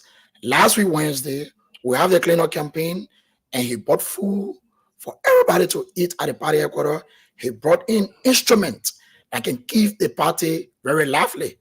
I myself, Clinton Yuma, brought my speaker from my house, and I was playing the speaker at the party headquarters for 4 consecutive days. So based upon that, this counselor have been given a lot of existence from last week Monday to present. He even bought 55-inch TV. So by the time other party officials get to understand that a counselor is giving, or humanitarian is giving some attention to the partisans, those people feel insecure. So they started to send some of their colleagues, not even colleagues, their followers, like the Amos Tue. He sent his friends and brothers to come and inquire from the party what is unfolding. And as days goes back, they get to understand who is doing all those initiatives. As we speak, all of the flags that were hanging at the party headquarters were all torn off. They were all dirty. They were all ragged. So the councillors came and purchased all the 15 counted flags, the 15 counted flags, the party flag, and that of the national flag, and they are all hanging up. So when it came to ask, we that always around the party headquarters, we told them there's an initiative of the councillor, and they told us that they are from the backbone of the United Party. So therefore yesterday, they have a press conference. According to them, they wrote the party chairman, they wrote the secretary general of the party, and they wrote other executive members of the party. And after all, they never responded according to Counsellor Johnson. So time goes back, they send them another communication according to them.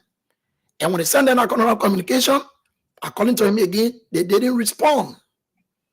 And yesterday they told us that they wanted to have a press conference at the party headquarters. So of which other people from the party headquarters who have interest in our party leaders, they started calling them that there is a council, a team of councillors that want to detune you guys, that if you people cannot come, they will have you people sent out of the party, and one councillor purporting himself to be a party chairman. And when they came to consult some of us, we told them no. His interference is based upon the neglect of the party leaders. And we are here. We embrace his act, and the councillor is saying it forbids the code of conduct for somebody to serve in public office, most especially in government, at the same time serve in party positions. So as such, you should relinquish one of the positions, and then you take the other. If you want to be with the party, you come, you referee come and be with the party and serve your position. If you want to be with the government, you resign from the party. And these are the discussion ongoing at the party headquarters. So of today, having the press conference, Amos Tue and the likes of other guys came to disrupt the party headquarters. So while we're in that, there was a tussle at the party headquarters. While in the tussle, I vehemently said we will have the press conference. There is no law that forbidding United Party that we cannot have press conference at our own party headquarters. And while in the tussle, they joined on me. You see my shirt, it was tuned up. I have some bruising mark on my hand and my face. So while in that, it was the time that Nelson Kule appeared on the scene, and he tried to interview me, and I gave him the dialectics.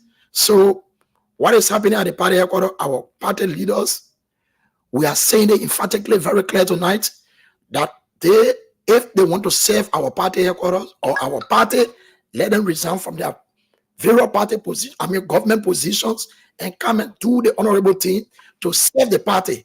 But if you don't have the time anymore, they should relinquish the position and they lead us to mini convention, and other people can take the party ahead. Because we, as a winning party today, it is possible we go to election tomorrow, we lose. Should we have a leadership within the party? Yes. This is our argument. Our argument, they should resign from one portion of the party, either from the government or from the party. And when they resign from the government, then they can take their position as a party official. But they cannot be holding party official position and at the same time holding government positions on the basis of that. So let hold you right there, Clinton. I'm going to bring in the guys for us to get into this. I believe that you're asking for them to resign. Is it true? I'm hearing that Amos Stewart have resigned. Can you speak to that? I am not aware of that. If he resigns, maybe it could be after the event of what happened today, but I'm not aware of that. Thank you. I mean, that's why we receive information. I don't know how true it is, but thank you for correcting. So since they took appointment, all right, since Amos Stewart, Reverend Luther Tappe, and the rest of them, since they were appointed and they started working, have you guys had any meeting concerning, I'm talking about including them, concerning them stepping aside, resigning? Have you approached them? Yes, according to the legal counsel, I'm not speaking as a legal luminary. I'm speaking as a permanent partisan that always at the party. What was your position in the party first? I served as a protocol coordinator during the campaign. I was assigned directly with the campaign team. You were assigned with the campaign team. You serve as protocol coordinator. Yes. Which district are you from? I'm from District 7 to where the party is situated. Are you working now? Were you appointed? No, I'm not appointed. I'm not working. Have you asked to work? I have Stanton, my fight is not for work. My fight is we are discussing everything. Yeah. Have you asked? Were you denied a job? No, I have not gone to any party headquarter. Or to any party officials for job. The only issue I have is that those people who have been appointed into government, they should relinquish their position from the party. Okay. And I have that close contact with the chairman. I respect the chairman so dearly. What did the chairman say? You asked him, what did he say? Oh, no, the chairman is not here. The chairman is in the United States. Yeah, but you see, you have close contact. Have you spoken to him about stepping aside? A formal communication was written to him. But what did he say? What did he say?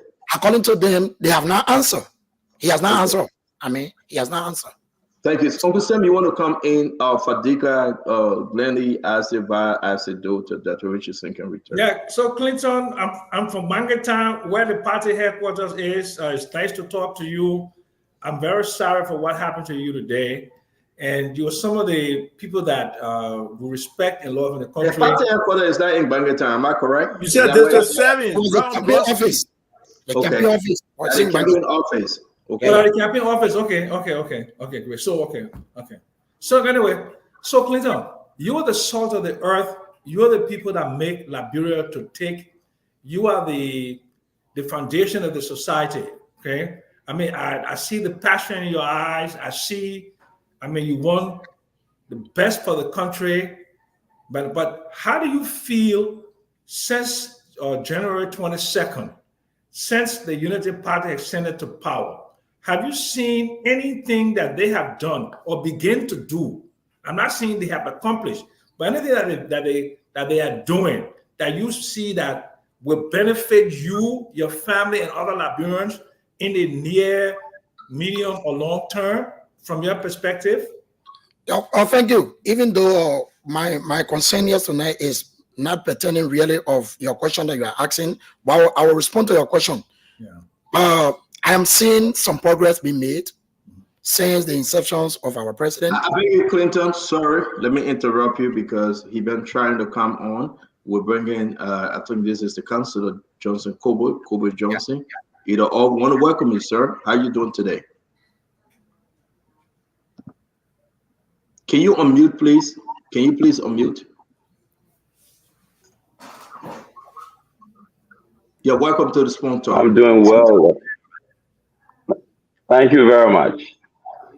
I know we'll allow Clinton to finish up, and then we'll come to you, sir, please. But welcome to the show. Thank you very much.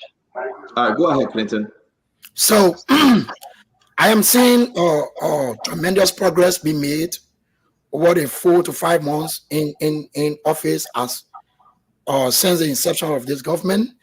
And I believe from what the government have started, me and my family will benefit. And even Sam Jackson, you are in the diaspora, you will see what the government is doing. What the government is doing, it has started on the rightful path. And this is what we want to abolish. For those party officials to not bring a support system to this government. So I'm seeing a very good progress that the government has started with. Okay, so thank you very much, Uncle Sam. Can we bring in Councillor Kobe, please?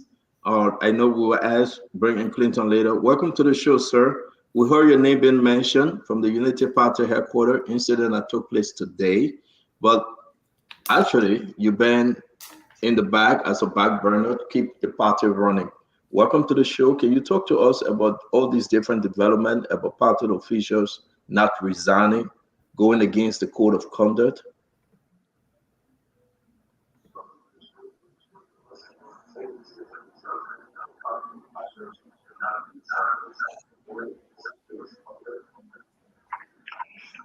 Good evening, panelists and Stanton and the family out there. I hope I'm audible enough and you can hear me. My brother Jackson, how you do? I mean, Sam. My man, long time back. Yeah, I'm around. I've been around. You know, this old age is catching up with us, but we're here. Okay. I'm okay. But Stanton, here is the this is the issue. It's a simple. Baker, can you turn off what you're listening to and listen directly into the computer, please?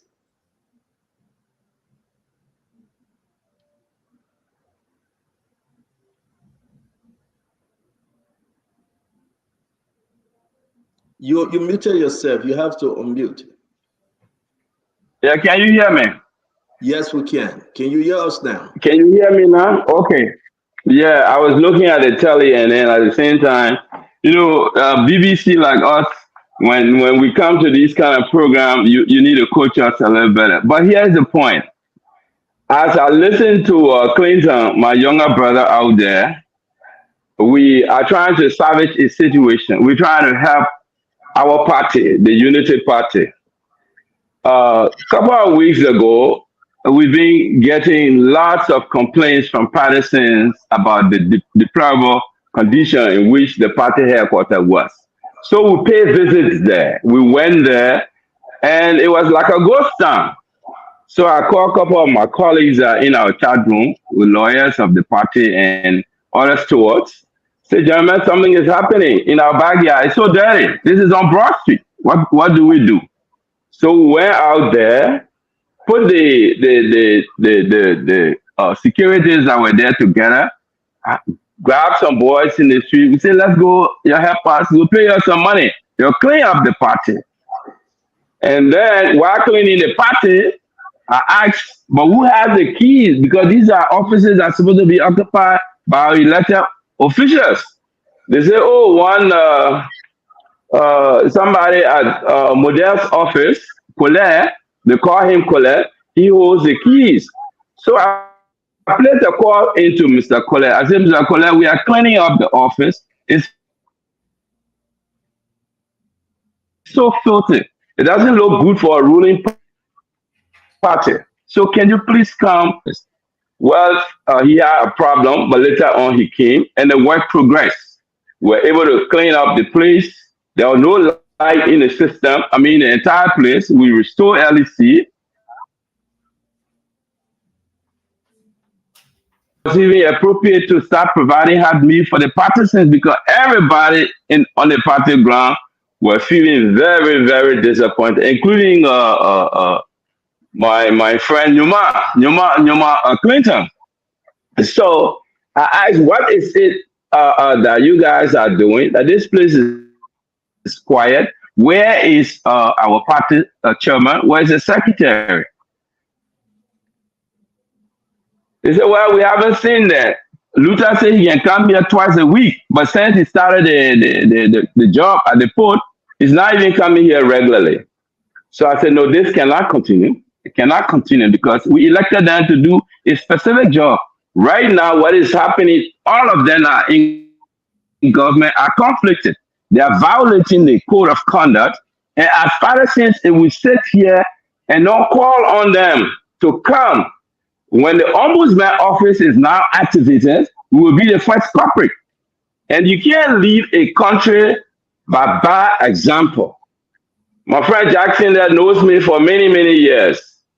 We know that it is good to speak truth to your people. And that is the only way this country is going to change. So I wrote a letter to Tappe. I said, Tappe, I'm an advisor for this party. I came before and I'm here, but nothing is happening. The whole place is abandoned. Can you please give us some reason to believe that you stay chairman of this party? We got no response from him. So we continue the work. Now we have the place lively. We've brought all of the things that can keep partisans. Strangely, the day before yesterday, we received some people from Sino County, representative of over 164 persons that have been nominated by the president to take various positions upon the leaders who are here for them to report to. So I said, no, this cannot continue. Then I asked JK, who is something like a special attaché to the party chairman. I said, JK, where's Luther? He said, Luther is in America. I said, I have another letter telling Luther to come here and take care of this party. Because once the ombudsman office is activated, he is in conflict. He either will come and choose to lead his party or to continue to do the government job. Then we can go to early convention. The constitution is clear. But we cannot be insulting the party, and we are asking people to live by the rule of law. Arrest is our agenda for development. And one of the errors in our arrest is the rule of law. So why are we being very, very disrespectful of the law? So this is what we've been having. Every day we go there, we've been talking to the partisans to come down, and we'll find an amicable way of resolving the abandonment of the party headquarters and the party activities. You call the Secretary General, he does not even answer your call any longer. So nothing else to do. Yesterday we asked, what is the way forward? After we have cleaned out the place and we've set everything in motion, what is it that we should do to get to our party leaders? So everybody say, well, let's hold a press conference. Since we are reaching them, they can't come. Maybe when they hear it through the media, they will come. So I said, okay, what would be the purpose of this press conference? They said, well, they have an option. They come and tell us they will take their positions, or they will resign the positions in the party and go do the government appointed job, so that we can go to early convention and have leaders elected to rule our party. This is the major concern of all of the partisans. So we say, okay, we'll drop a press statement. Tomorrow, one of you or one of us as partisans will read a press statement to the press. Maybe by that, Luther Tappe and Tue and all of the officials that are elected and now in government will get the message. That's all we went there for today. But prior to our going there, I understand. I don't have evidence to prove that. Amos Tue has sent his security guards and everybody attempting to even prevent me from entering the party. So the rest of the people said, no, this man, he's a steward of the party. Some of you before you were even born, you were in his party. So he can't come to rescue us.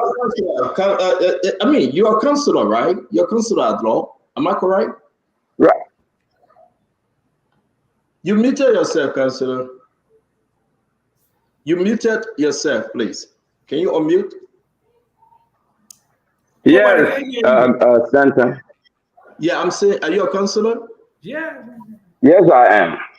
Okay, thank you. I just want to be correct. And it's good to have you. Thank you for sharing with us all those other information. But before we go around the cycle, you say, look, Amos Twelve sent some folks to prevent you and other individuals from going to the party headquarters. Are you talking about the Secretary General Amos Twelve? The Secretary General Amos Twelve. Today he sent over 3-4 men, body men that came to the party headquarters. I had now arrived, Yuma, Clinton, and the rest were there. They stood at the gate that when the counselor comes, we were not going to allow him to come in.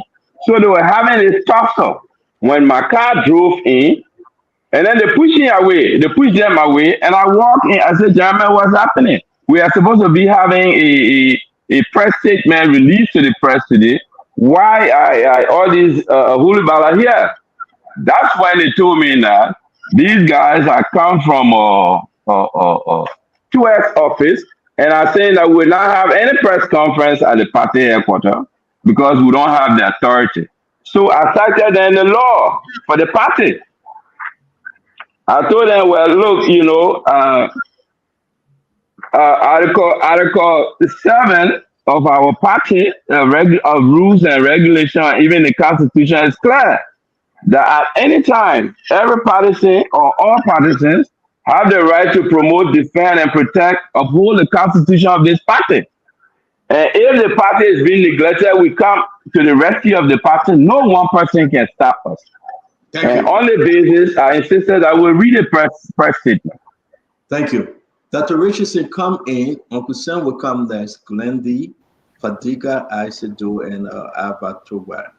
It's shocking that the Secretary General of the party preventing the great counselor, Counsellor Johnson, the man that served as Justice Minister. Yes, I know him. I just wanted him to put counselor in for his name. That's all I was asking him for. But again, let's hear you. This is surprising to Liberians home and abroad, Dr. Richardson.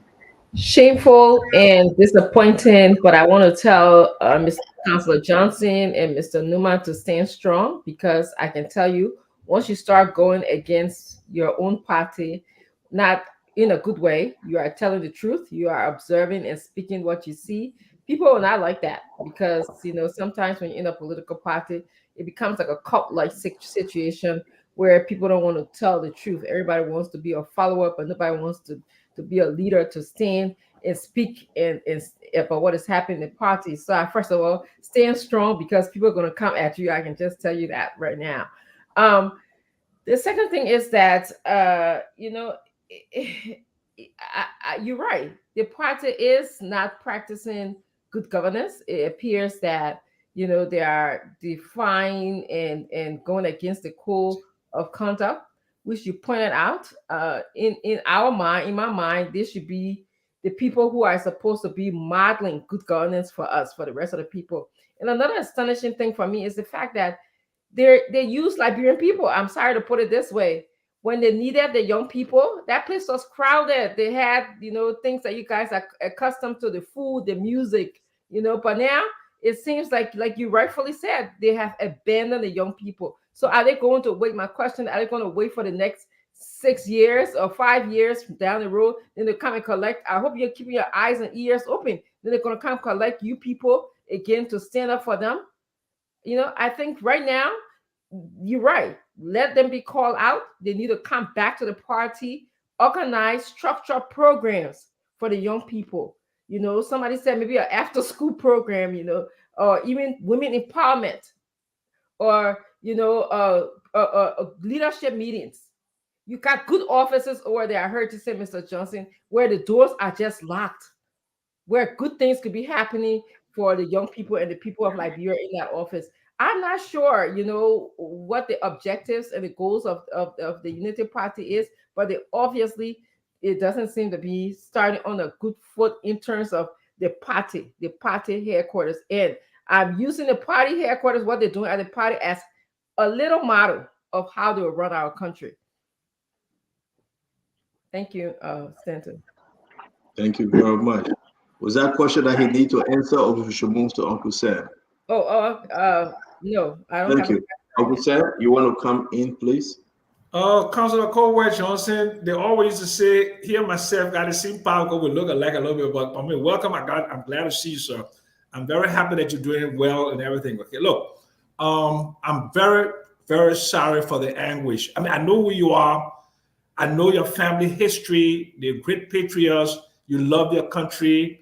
And you're very, shocked and dismayed at the abandonment so soon of the ascendant political party, of those young people. I mean, you got more experience than them. You're an Ivy League graduate. And you went there to basically do something that they weren't doing. But instead of them supporting you and seeing that you do something, I think they believe that maybe you have some political ambition. Can you speak to that? Do you have any political ambition? And there's nothing wrong with that. Nothing wrong with that. But just basically, I know also you're a humanitarian, but do you have any political ambition? My friend Sam Jackson, I'm 73 now, and we talk the same talk, but Counsellor Johnson having political ambition, I think I've played my role in this country very ably. What is vexing and what is disappointing is my party leadership. Before this party came to power, I was one of the first person that vied for an elected position as senator for local county. And I was the first choice for my people. Strangely, I did not win the national election then when Ellen was running. But since then, we've kept this party up with our own resources. And the only reason is that when you have a multi-party democracy in a country, it strengthens the political process. And that is what we've been opting for all along, wherein the people will believe that everybody have equal chance and opportunity in the country. And wherein those of us who believe are students of the law, we believe that when democracy is flourishing in a country, you will see development because there will be high competition. People will want to do the best, and others will emulate.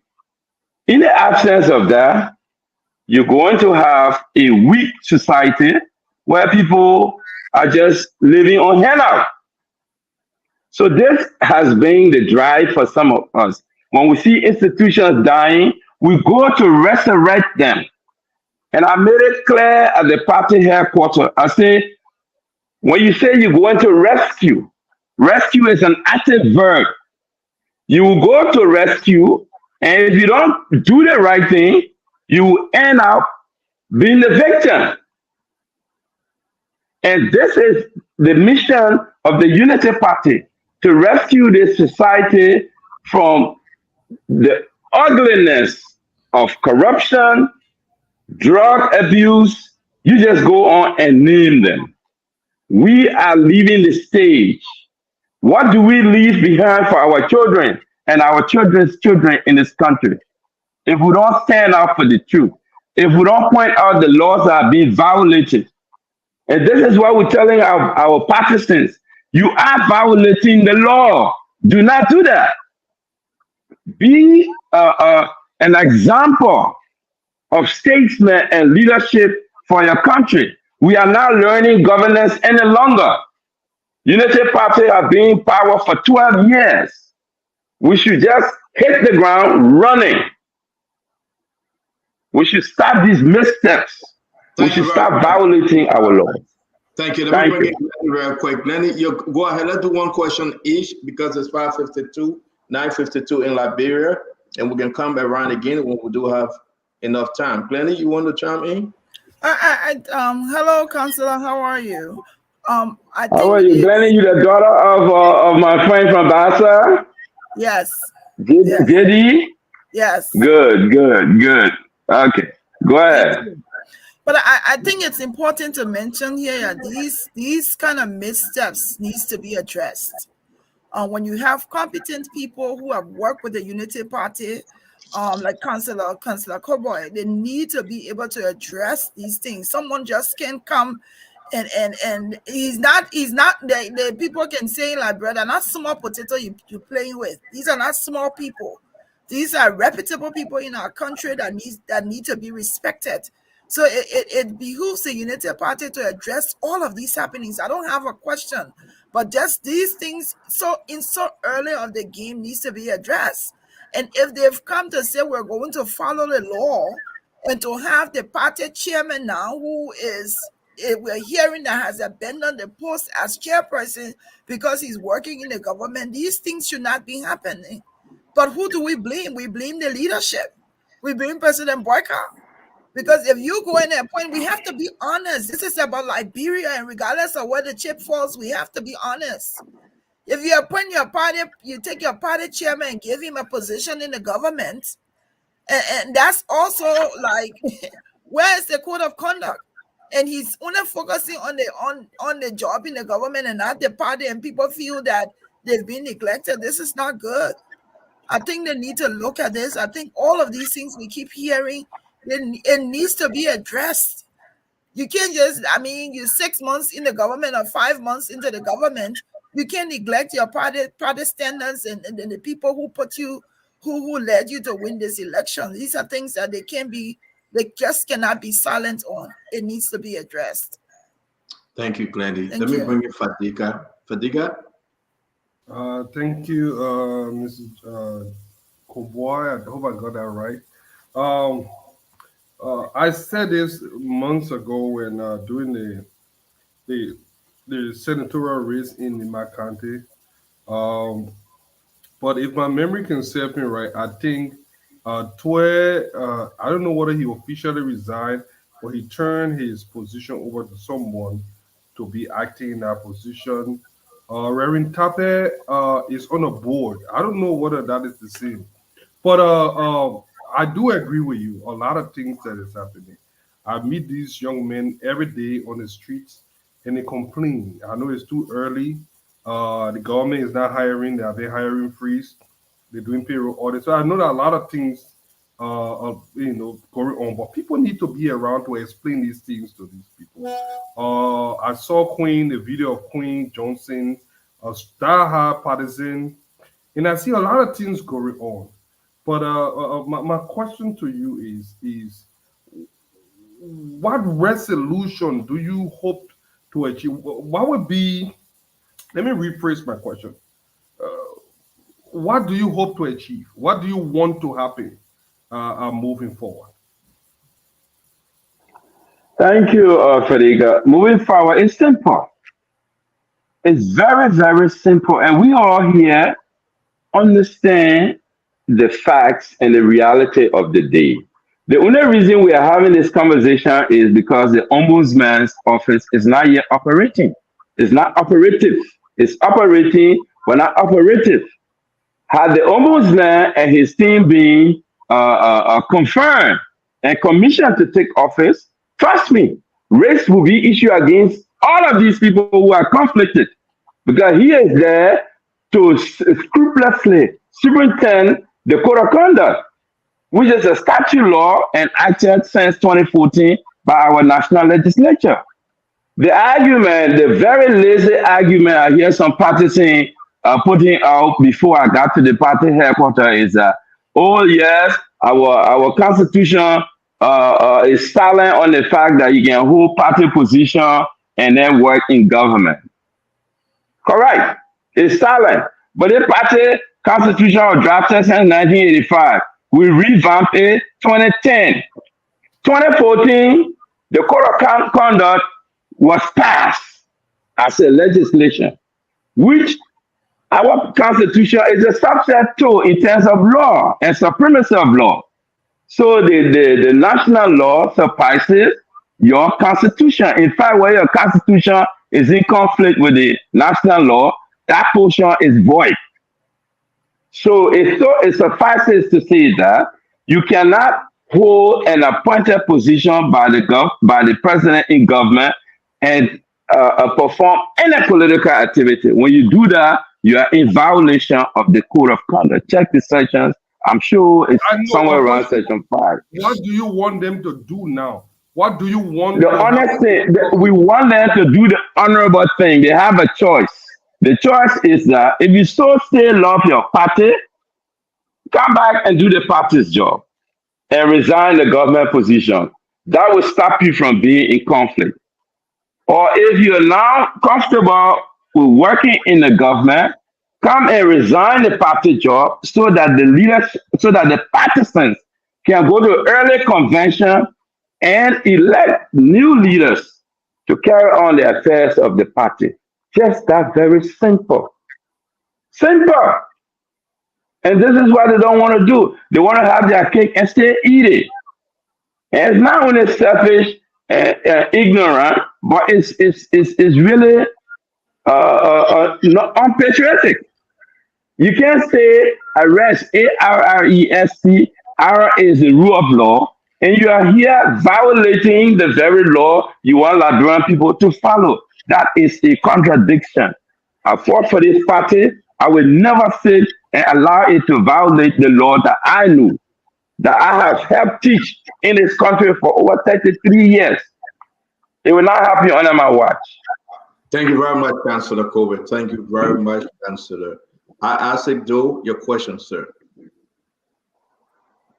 Yeah, I know my internet is doing bad, but I would just like to quickly say the total chaos and near civil war within the Unity Party should serve as a learning curve to all seditionists who said they were disenchanted for some reason and thought the grass was greener on the other side.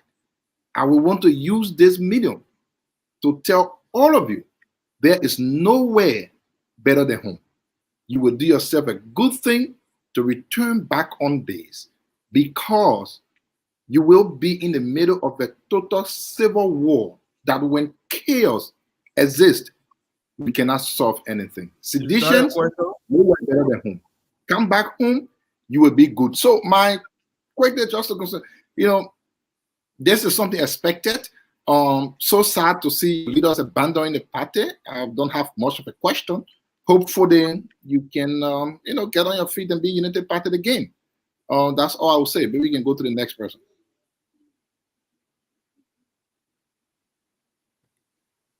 Still are you paying attention? Is you? Yeah, I'm here. Okay, let me go ahead. Councillor Cowboy, welcome to the show. Thank you for coming.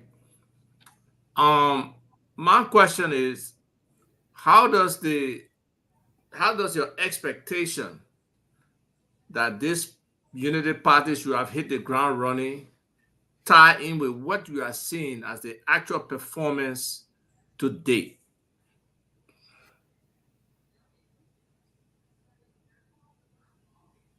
You're on mute. Mr. Topa, that question is very, very good, and I think it's a fair question. In politics, they have the actors and the politics itself. 12 years in Madame Salif's tenure as president of this country under the banner of the Unity Party, I think, and all of us are witness to what was achieved coming out of war, 13 years of war. It was like to begin to set the pace for peace in this country and to guide jealously the democracy that our forebears have upheld in this country for the last 177 years. we have believed that Ellen Johnson Sirleaf's rule was in anticipation of fulfilling a new dawn in Liberia where not only multi-party democracy will flourish, but all those ugly vices that led us to bloody war and bloody coups in this country would have ended. And because we were transiting from a military or coup and civil war to a civilian government. So the actors during Ellen's 12-year period were mixed, but under the banner of the Unity Party. We expected that they learned a lot, they obtained experiences from that governance system, which now brought us moving forward after Judge Weah's tenure to this 2023-2024 election that brought Unity Party back. The party's obligation is not changed, because whether or not those were other Liberians that served in the Unity Party then, whatever happened, whatever good leadership was provided, Unity Party took the pride. Whatever bad governance that was at play at the time, Unity Party took the blame. So now we are here. When I say hitting the ground and running, I didn't miss my word, Brother Toba. All I'm saying is that we have experiences from the past. So why don't we use these experiences and govern the people properly? This is my position, and I stick to it because it doesn't matter who Unity Party brought on board now after the elections, because Unity Party alone will not have won an election in this country looking at the multiplicity of parties. So joining, having allies and other people collaborating anticipates that the jobs that are the fruits of victory will be equitably distributed. That has nothing to do with the leadership of the party. The party has an agenda. This government is supposed to be driving the agenda of the party. This is why I say the government should have hit the ground running. Thank you, Counsel. Even if you are not yeah. Thank you, Counsel. Thank you very much. Do you think that the president should have asked them to resign prior to the appointment? Stanton, I would not say yes or no, but this is what I have to say. Do you remember that our party chairman authorized a demonstration so that he will be hired? Do you believe that, or were you here to know about that? No, but yeah, we saw it. We ran with that story. The group came to him. He said he didn't authorize the demonstration, Counselor. So it's different when we try to word it the way you are. He didn't call for the demonstration. He was part of the demonstration because the youth came to him. Yeah, but Stanton, as a leader of a political party, your party is the ruling party, supposed to set the leadership of the country. Is it merely about job? Is it merely about job? Counselor, and I know the panelists have their second question they want to bring in. Let's go back to my question. You're a grandfather to this party. You are grandfather in. And respect your leadership. But let's talk about the current event. You think it would have been better if President Walker asked them to resign and then hire them? We say it didn't happen, but can he do it now? Yes, because all of them are in violation of the law. So the president should muster the courage to give them a choice. Now, here's the trick. Even if he is giving an option, they are already conflicted. They are in violation of the law itself by accepting an appointed position. They are confirmed and working in those positions. What are The statute prohibits that. We understood that because you said it already, sir. What would be the consequence? What are the penalties? Knowing that they are now willingly ignoring the code of conduct, the status within your party guidelines. What are the consequences? What would the ombudsman do to them? What can the government do to them? Well, to the best of my ability, I was just talking to the ombudsman this evening. I told him, I said, you have a piece of job. All he has to do now is to issue rate against them. You can go by way of the Supreme Court. You file mandamus. My last question: how many? And they have official functions to do. And now that they are doing those official functions, they must be barred from performing any political activity. If you are doing any political activity, then you are in violation of the code of conduct, which is the instrument of the ombudsman. So to talk to you, come again, sir. Councillor, how many party leaders are we talking about?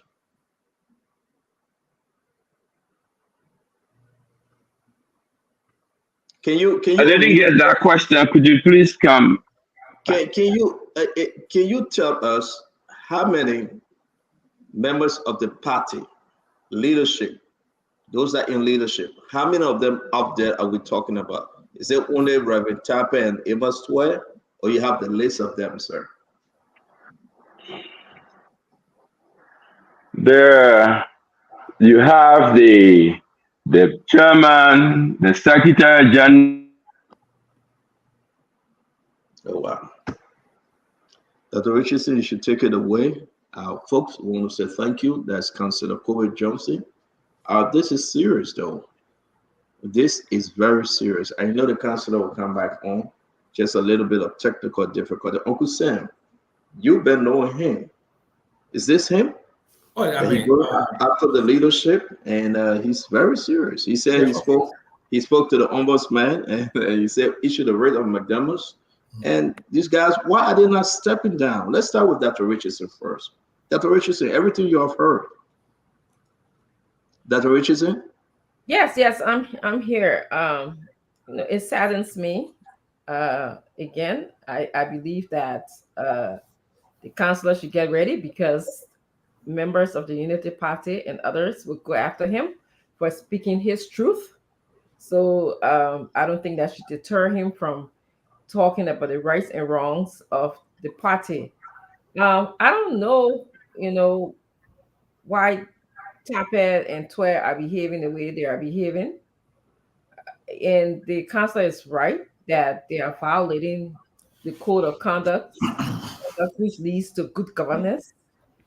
And, you would expect that they would want to practice that so we, the common people, the regular people, can mentor, their behavior. So there's something's going, just quite not right with this government. I cannot pinpoint exactly what it is today, but again, we usually use the word missteps here. There seems to be too many missteps, too many things that dropping the ball on a lot of issues, and it's concerning.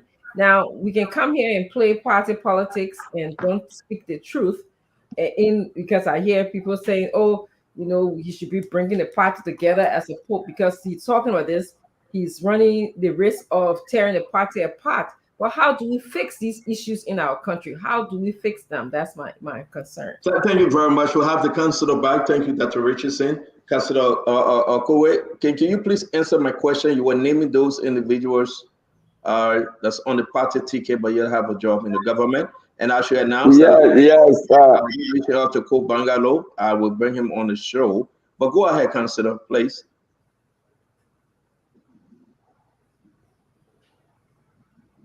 Yes, and I'm sorry that I went off. all of the elected positions in the party, that from chairman, secretary general, vice chairman, and all of those are now appointed in government at the hierarchy of the entire party. Not one of them is coming to their office. So all of the hierarchy of the party, they are out there.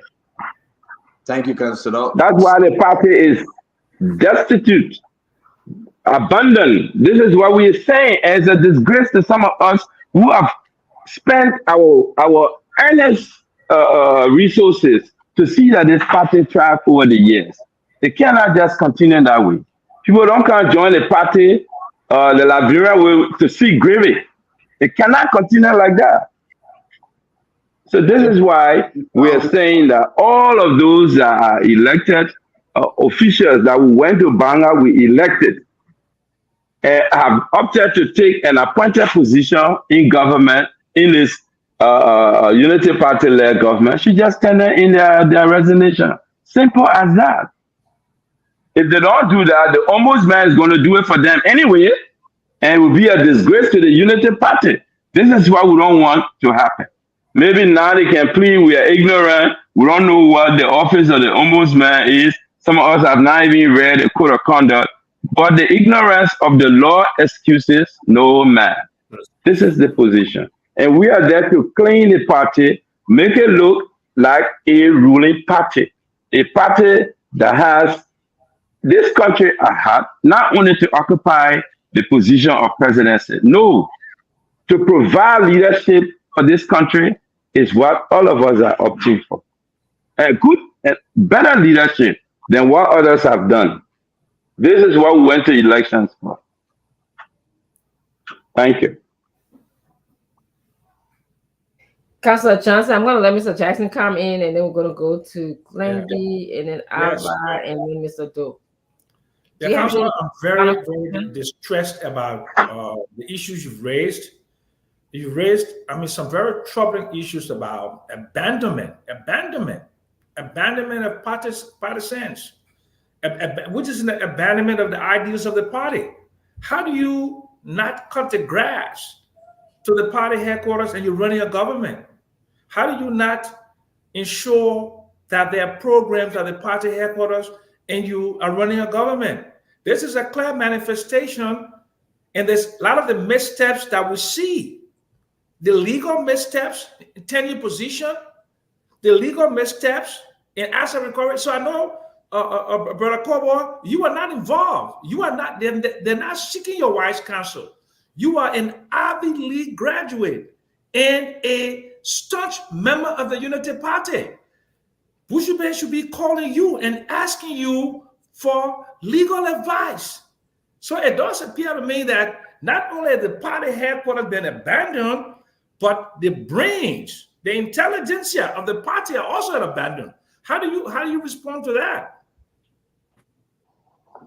Brother Jackson, you mentioned a name, and I have to respond to that.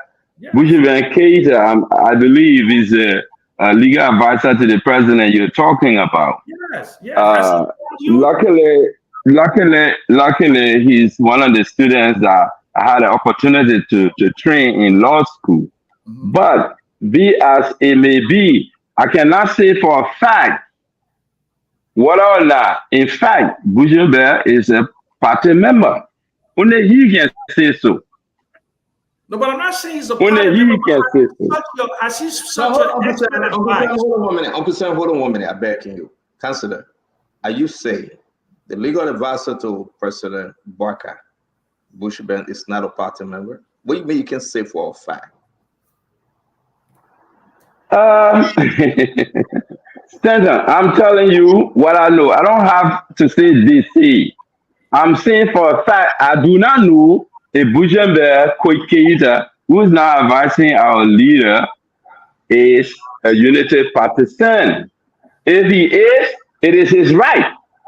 But to say the truth, the party's interest, the party's agenda must be prioritized in the governance space. But you This is what we think. Sorry, Councillor, to interrupt you, and that's why we come in. And I know that what I'm about to do here. You've been in the party forever, Councillor. Can you point to it? Do you know all the members of the party? Why you saying on the Bush band you don't know for a fact? It's difficult for me to say I know all the members. It's not true. In fact, today, today, as we were at the party headquarters, we received some delegates from Sino I've never met in my life. And they brought a list of 164 appointed, government appointed, presidential appointed lists that have now gone for a confirmation. And they were wondering, how does this happen? Since 4 months ago, they've been nominated, they can't be called for confirmation. And they can't get their party leaders to tell them what to do. These are partisans. So the question is, you're right, I will not know all the partisans, and all the partisans may not know me, besides those that know me from the time I entered the party. I've been watching my activities in the party. So this is why I said, I will not say for a fact whether or not Councillor Bushiben Keita, who advises the president on. Do you have issue with Councillor Bush? Like I call him Bush. Do you have issue with him? No, I don't. There are a couple of things that I want to be very clear on. Here is that in the space of governance, if we all understand our role, I think we will do a lot better. I hear all of you talking about missteps, and I'm not a witness for the kind of missteps that have been going on, especially in the corridor of legal decisions that have been made. But be as it may, the young man is there serving his country, and it is his right to serve his country.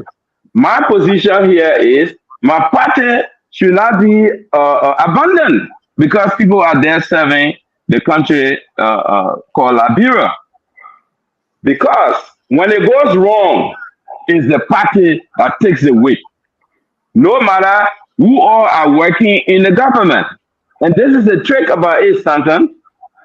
We have other partisans from different political parties working in the government. But when the government fails, it's a unity party government. So it's a unity party that will take the latches. And we cannot afford to pay. This is why we are being very, very critical on ourselves. Thank you, Councillor Glendy. I'm just surprised about the Bushiben thing, Glendy. I mean, it seemed that Councillor Johnson Kobe got a problem with Bushiben. But go ahead. I don't want to think so, though. I don't want to think so. If he is saying that this Bush, I know Bushiben, and if he's saying that Bushiben was his student, I don't want to understand why would he have a problem with somebody he taught. As far as whether he's a member of Unity Party or not, I don't know. But that was not my question, though. My question was whether they have sought his professional advice on a lot of the major legal issues, because he's a senior. I'm not saying that your question. I just brought in the truth of the conversation because he couldn't tell us whether Bushiben is a party member, and that's big. And the councillor talking about missteps. So if is Bushiben having some major missteps? But we'll get to that when my time comes. Let me ask you a question. If I can just add, I think Stanton, I can hear what you're saying, because the councillor is bringing up this whole issue that Bushiben is not a member of the party. Are you saying that people who didn't struggle and people who weren't in the party are now taking the positions that party members are supposed to be holding? I just wonder. I don't know. I just heard that in your voice. But anyway, go ahead, Glenn. I just wanted to say that he can answer that. Councillor, you want to answer that? Yes, Mrs. Richardson. No, in fact, I'm one of the proponents that once we won as a political party, it was very difficult for Unity Party alone to have won a presidential position in this country. So this is why we sought allies from all over. So the government is under obligation. The Unity Party-led government is under obligation to co-opt people that are prepared to do the job of the Liberian people, irrespective of whether you are Unity partisan or not. The first requirement in my mind is that you must be prepared. You must have the requisite knowledge, the experience to do the people's job. But this government should not be seen as a government where people come in to learn and practice. No. This is my position. Manny? Councillor, I think you're saying a lot there. If someone is deducing what you're saying, that those last statements, they're strong. That's saying, like, when you're saying someone should not be coming on a job to learn, you're almost implying that the counselor may not have the prerequisite qualification or knowledge to be in that position. I don't want to misunderstand you, but just reading between the lines of what you said, we can take so many things from that. And you're a counselor at law. You are from the era of counselors in counselors. And if you're saying that, that means a lot. Glennie, my comment is not directly pointing at Councillor Bushibe. I want to make that clear. I'm speaking in general terms. I'm saying that the Unity Party won an election. Unity Partisans are not the only Liberians that are entitled to job. But whoever the government intends to give job to do the Liberian people job, must be prepared, competent, and has a requisite experience to perform and do the Liberian people job. This is my position. Bushibe is not. Councillor Johnson, I just want to hold you there, first of all. In your line of speaking, you could have said, I just want meritocracy to prevail in the government, but you went the extra mile of saying he's not a partisan. This is kind of why we are deducing that you are concerned about people who are not party loyalists getting jobs in the government. But Mrs. Richardson, if I can say what I said, I say I do not know whether he is a partisan. This is my statement, and I stand by that. Please look at the record. I'm sure it's being recorded. I said I'm not sure. I'm not sure that I know he is I'm not sure that he is a partisan. That means a partisan of the Unity Party. Okay, Councillor. That is my statement. Councillor, I know we got Fadiga to speak and Azifat to speak as the door will come back. Or it's 6:25, 10:25 in Liberia. We must go to the phone line because we have to do the people justice. Let me squeeze this in. So we're talking about Bushibe. He been chair for the legal counsel of Unity Party since 2017. How you don't know this, sir? He been serving Unity Party since prior to 2017 when women pay. Was that he been serving Unity Party and he took on the position as chair for legal counsel. So for you to say you don't know or you are not sure that he's a party member, I mean, I'll give you the chance to respond though. Stanton, if you look at the party nomenclature, and you look at all of those that have had the opportunity to fill these various positions, you agree with me that there are elected positions, there are appointed positions.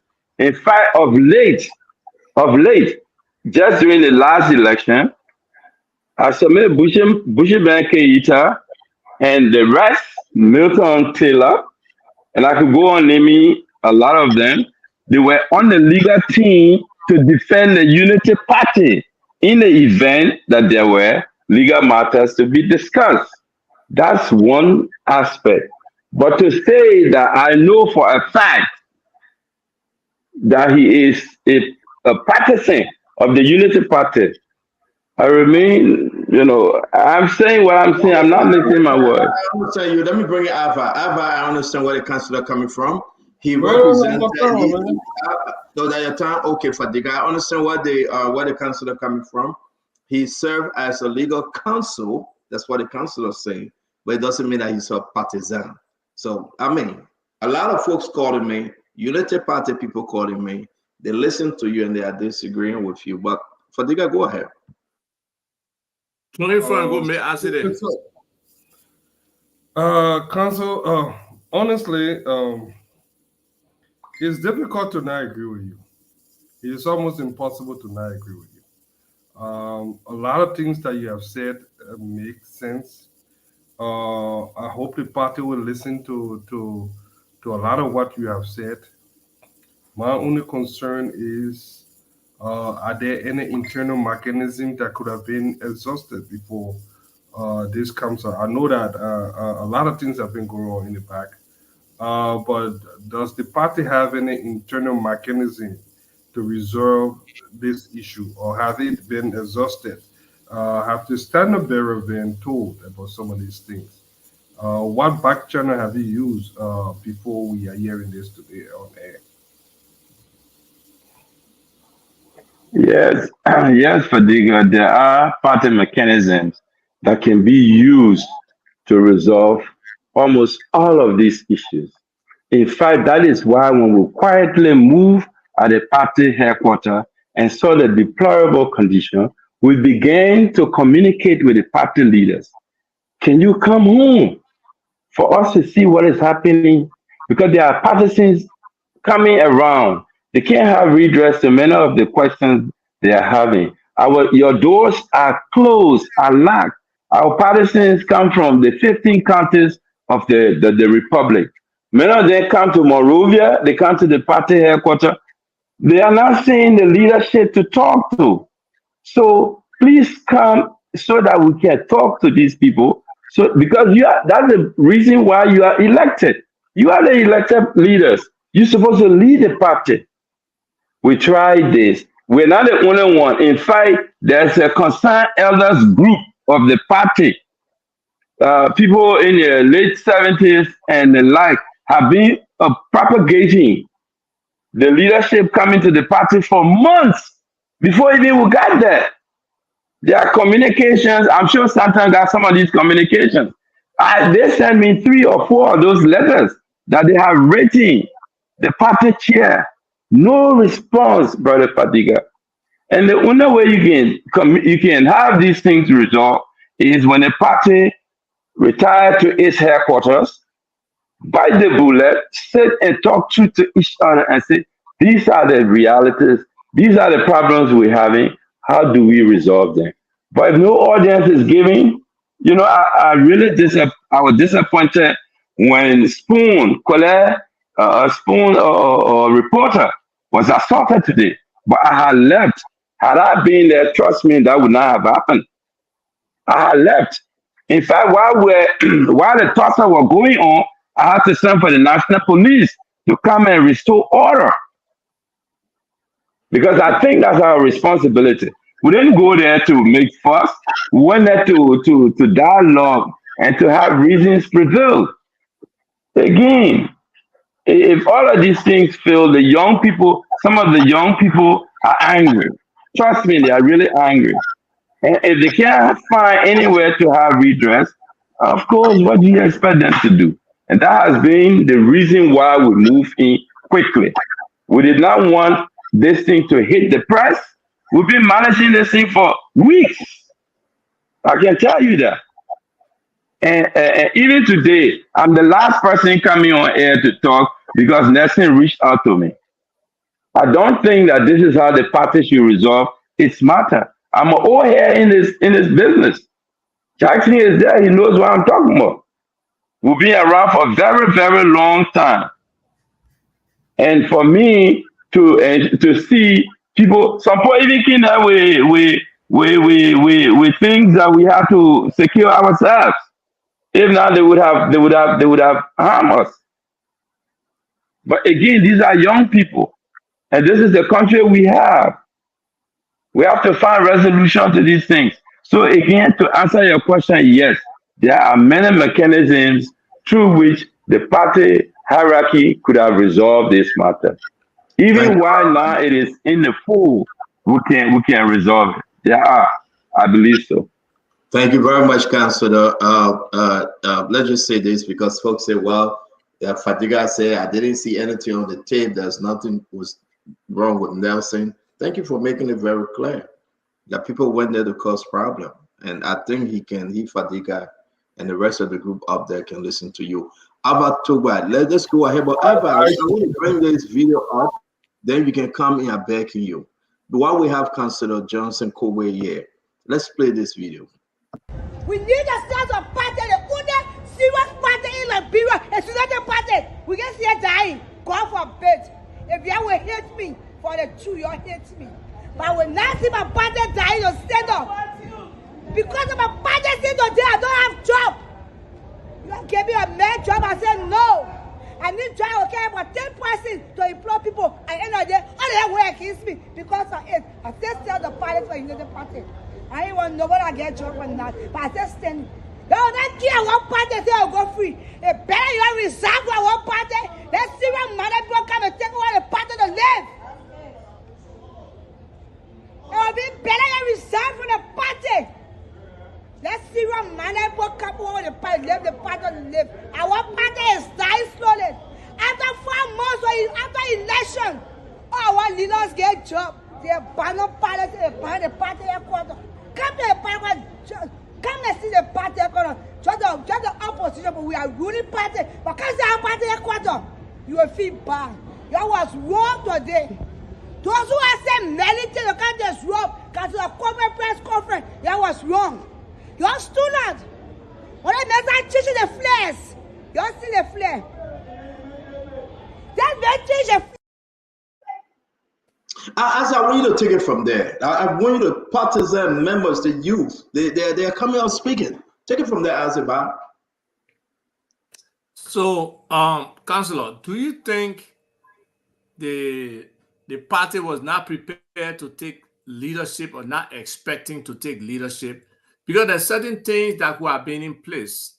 A national youth program or national internship program or street to work program, multiple kinds of programs could have been created, and it will put some people at rest to see some of the peers getting, according to the word, stratified, that they can, later come along. And then on the private sector side, we complain about the CDC government not attracting any private sector investment.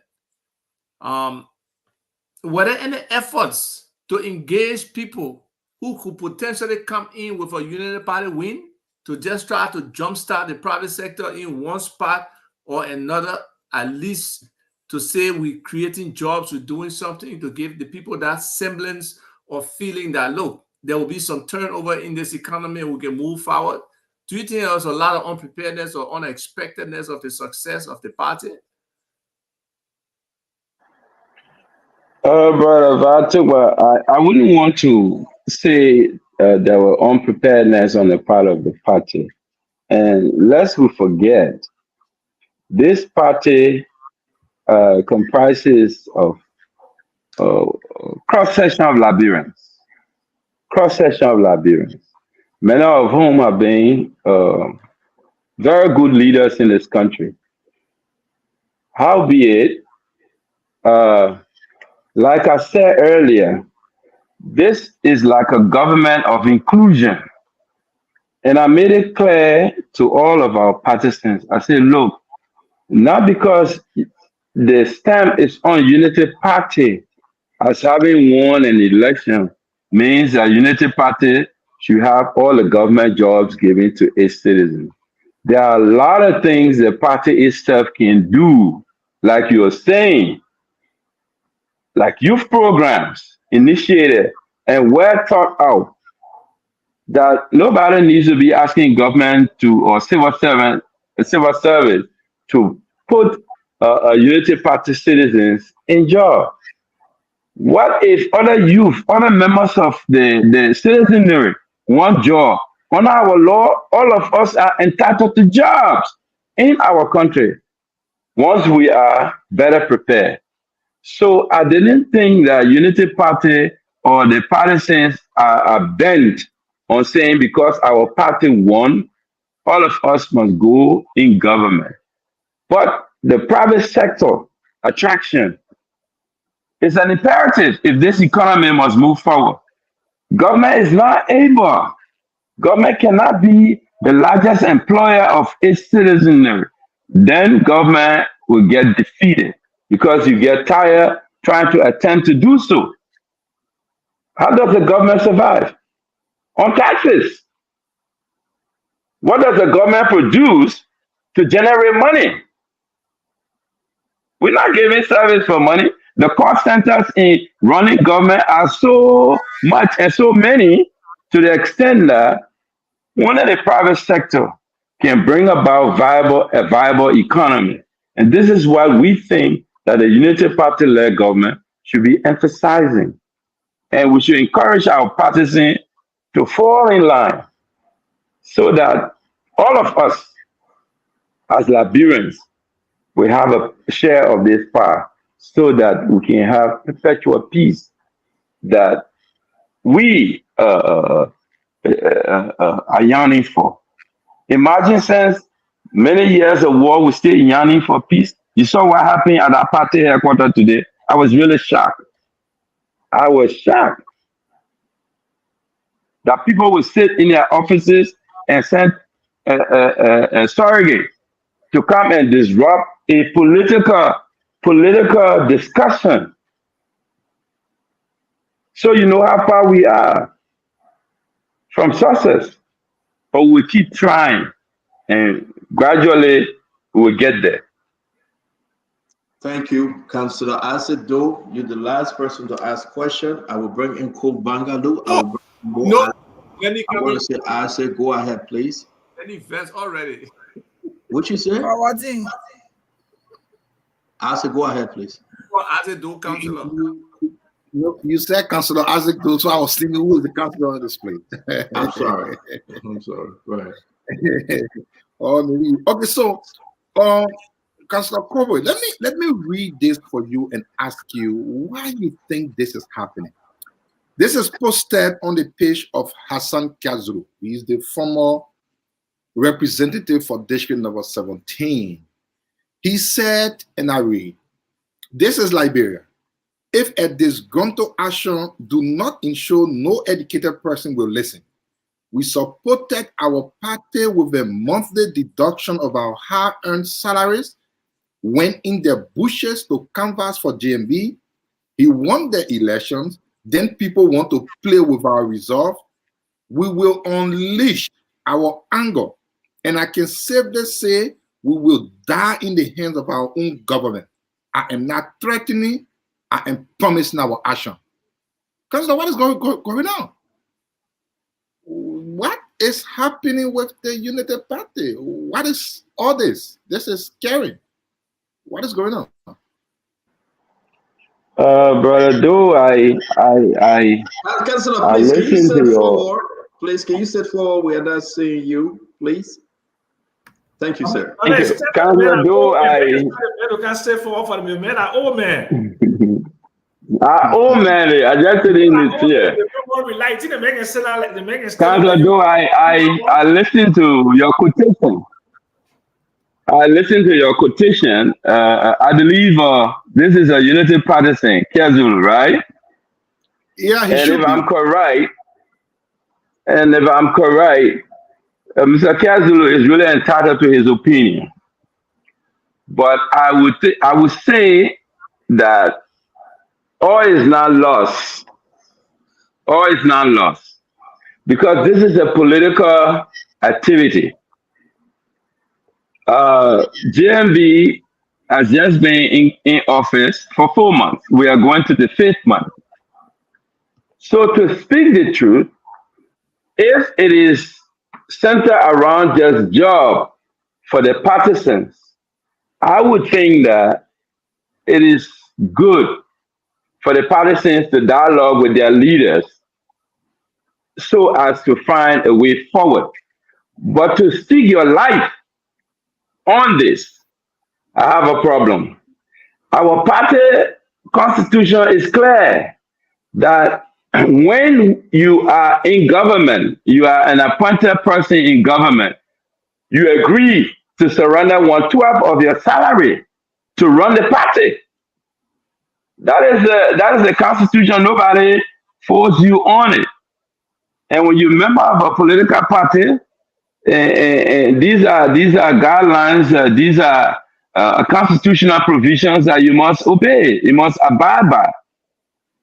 And so this is where my concern is. If Brother Zulu is saying because he paid 1/12 of his salary to the party running in the past, and he is not getting job, it's going to cause chaos for him and his life. I don't think he should do so. I think there's a better option for Mr. Kazulu because I know he's an educated man. He is an experienced man. He can do other things to even promote the party. Thank you very much, That is my take on that. Thank you very much, Councillor. Please hang with us. I'm going to bring in the Youth and Sport Minister, Minister J. Cole Bangalo. Minister Bangalo, you live. Talk to us, sir. Captain, thank you so much. And let me say, I was trying to call in, but I've been on the highway from Bangalo. I've gone to the transit center where the Liberian returnees are, and so we are a long day there, so I'm still on the highway. Over the past weeks, there have been a lot of comments and statements about officials of government who are violating the code of conduct. And I know I monitor some very respectable people on OKFM the other day, and then recently Senator DeLong was on Spoon FM, and then tonight I overheard even Spoon FM through his CEO say the Minister of Youth and Sports is one of those in violation. So I just wanted to ask a simple question, CEO. How are in violation of the code of conduct? So let's go back to those that are in violation of the code of conduct. If you are not one of them, then you are not one of them. But let me ask you: Are you a party official, Councillor Cole? Councillor Bangalo. So I am not, and that's where I had problem with the emphasis that were laid by even Senator DeLong the other day. I called him to say, Senator, you owe me an apology, and he is yet to do it. You never served in 2016. Yeah, explain that story, please. I was elected in 2016 as the National Vice Chairman for Inter-Party and Neg Affairs for 6 years, and it ended in 2022, and I did not seek re-election. In fact, the Honorable Cornelia Tokba, Anthony Adlaw, replaced or succeeded me. So I am not a party executive. I want you all to take that today. I am in no way in violation of any code of conduct, and I hope my name can rest from today when it comes to the code of conduct issue. So let's be clear. Let's go back that code. Let's go back 1 minute. Can you please repeat, because maybe that's the confusion. Folks didn't know that you have stepped down and Councillor Minister Cora have taken that position. So can you again explain exactly what you said? Let everyone hear you, at least to put this to rest. I was elected in 2016 as National Vice Chairman for Inter-Party and Neg Affairs of the United Party. And it is for 6 years. That ended in 2022 at the convention that brought in Honorable Luther Tappe. And I did not seek re-election. Cornelia Kratuba replaced me as the National Vice Chair for Inter-Party and Neg Affairs. I am not an executive of the Unity Party. Please take that from today. So Senator Dillon and all of those who said that, I mean, I just wanted to understand that that is a contemptible falsity. But we want to appreciate you, Minister Cole. It's good that you make that clarity. A lot of folks have heard it. You serve in a position once, you know, in a position, so you are not violating the code of conduct. And I believe that we really appreciate that you clarify. Thank you very much, Cole. Or has he declared his asset though? Go ahead, Minister. Go ahead, Minister. I actually knew that the Unity Party was winning, so I knew I would be considered in public service, and so I opted not to contest. So I am not an executive of the Unity Party. Councillor, it's good. It's very good that we. I mean, leader, one hour we call you here for, but we'll call you. You will come with talking. We don't want to go off. I know that I was one of the first. Right after my appointment, I declared my asset and published it.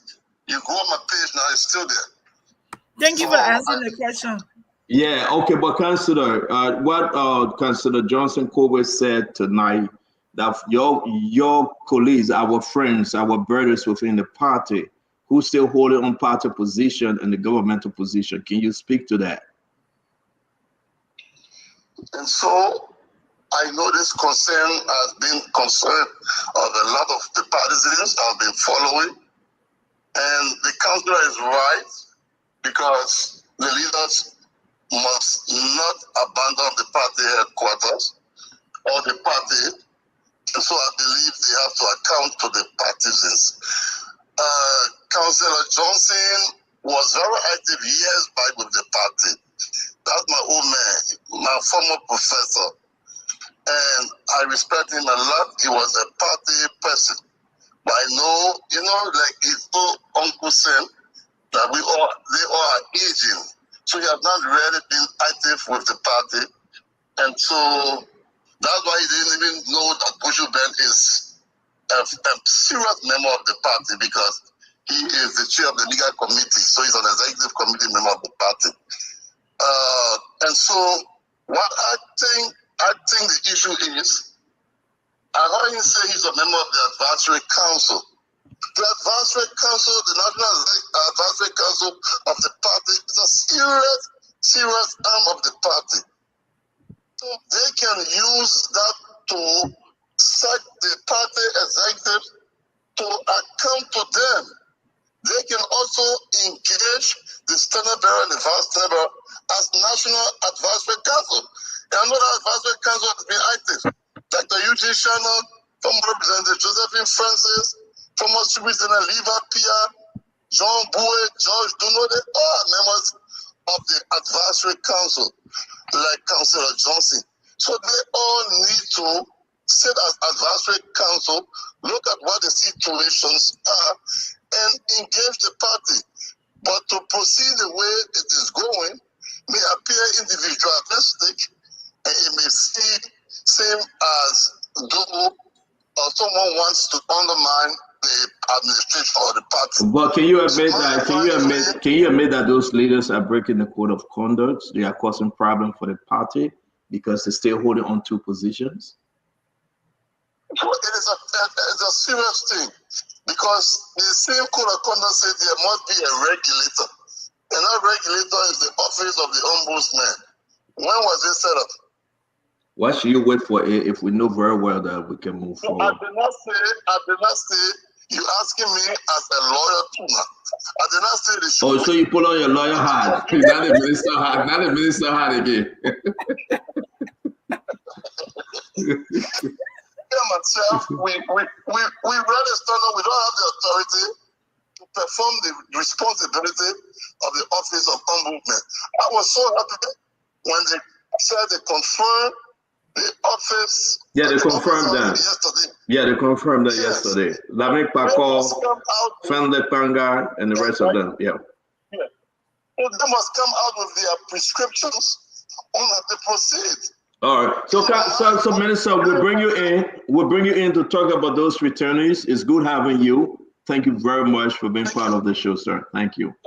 Yes, sir. Yes, sir. I just want to show this because I've been authorized to do this. Councillor Kowe, you're going to end the show with us.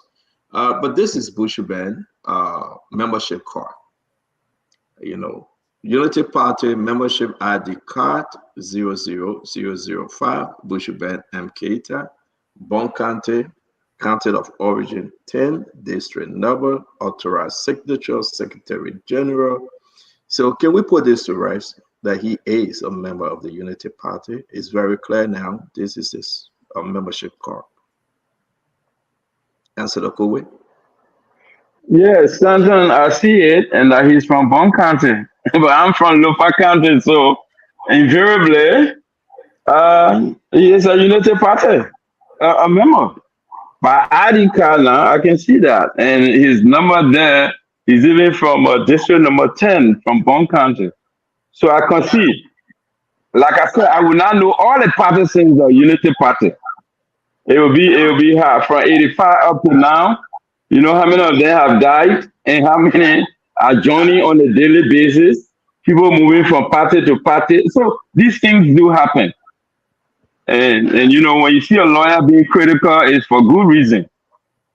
And I don't think I'm an exception. I have to be very critical, especially when it comes to the Unity Party. Thank you, Stanton.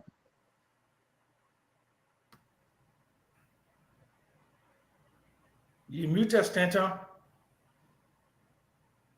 Thank you, Councillor. Thank you, Uncle Sam. I'm bringing in the former Secretary General, who is now the Managing Director of the Labrador Water Supply Corporation. Let's stick with the former Secretary General because it's party position. Mo Ali, you're welcome. You live though. Yeah, thank you. And let me say thank you to everyone for the discussion.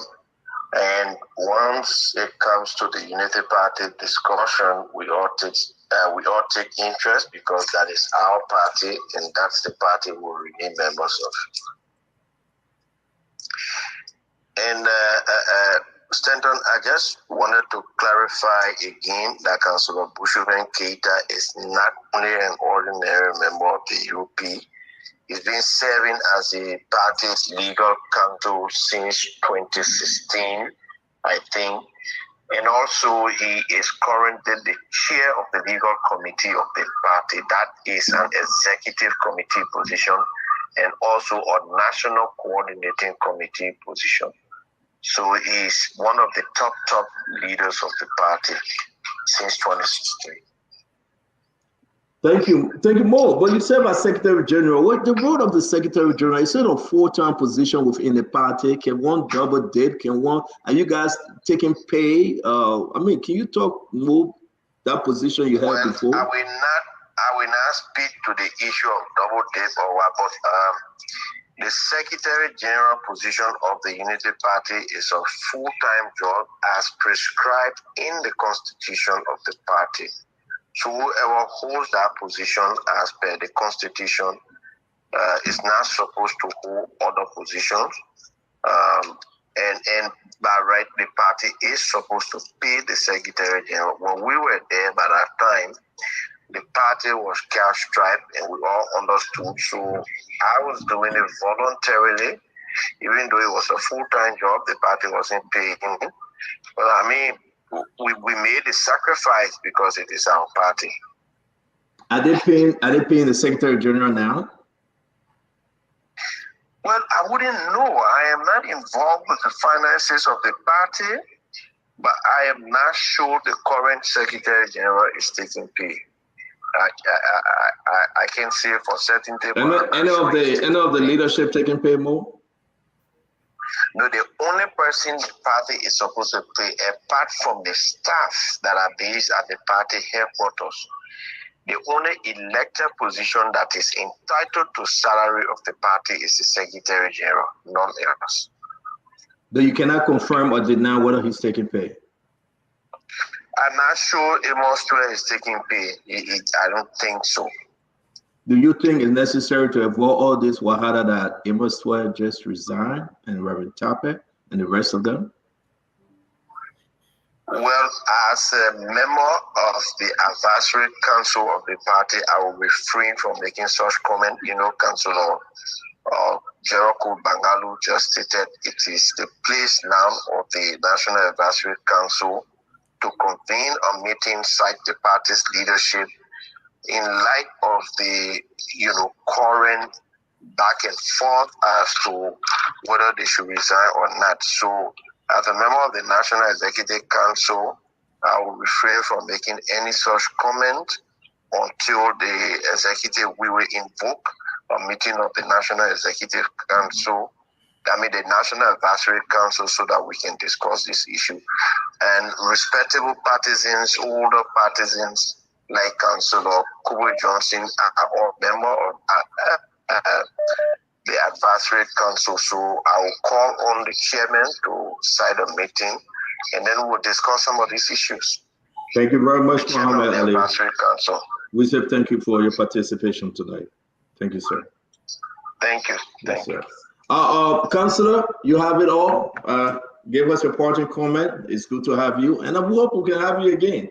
I just want to squeeze something in, though. Is your wife in the running to be the Associate Justice for the Supreme Court? Is she in the running?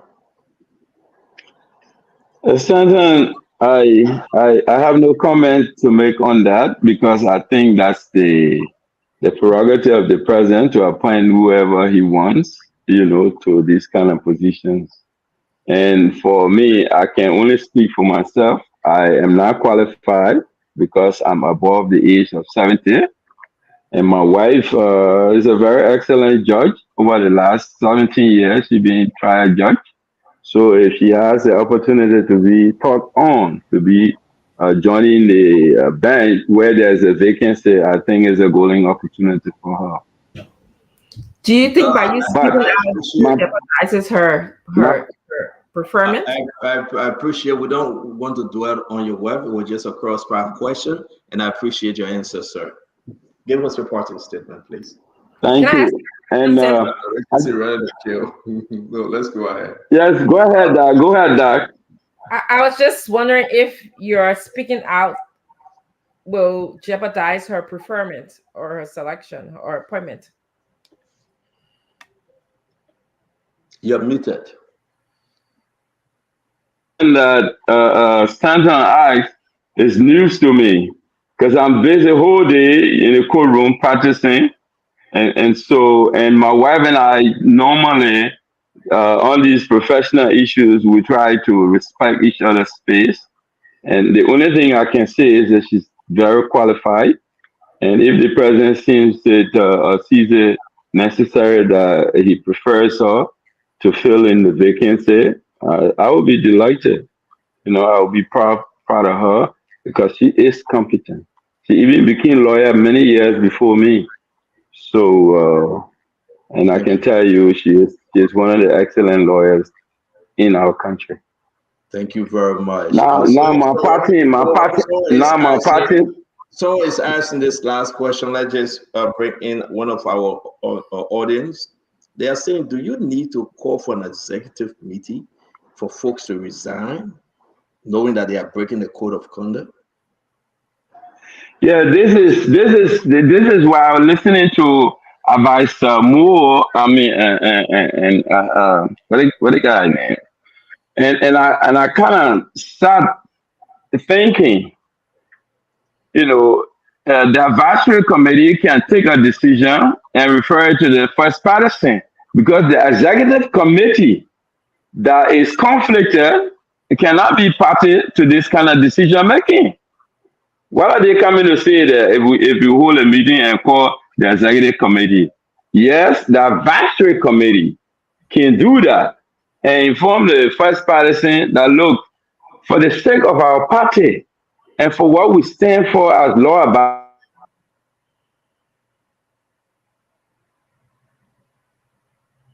Oh, the internet went off. We hope to have the councillor again. As always, it's good to have him. When he gets unnecessary. So I think that we should do the right thing. That's all I know. And I want to say on the record that Unity Party has an obligation to this country as a ruling party. And that means those of us who have served the party and served the party well should assist the party to agenda this mission and not be very selfish to ourselves that only we unity partisans must get jobs in the unity party-led government. Because it has been left with all of us. Center, I saw the work all of you did, and other members of your platform did. They're not from, most of them are not unity partisans, but they fought hard. And it was a time for Liberians to come together to usher in a leadership that they are convinced will change the conversation, the national conversation.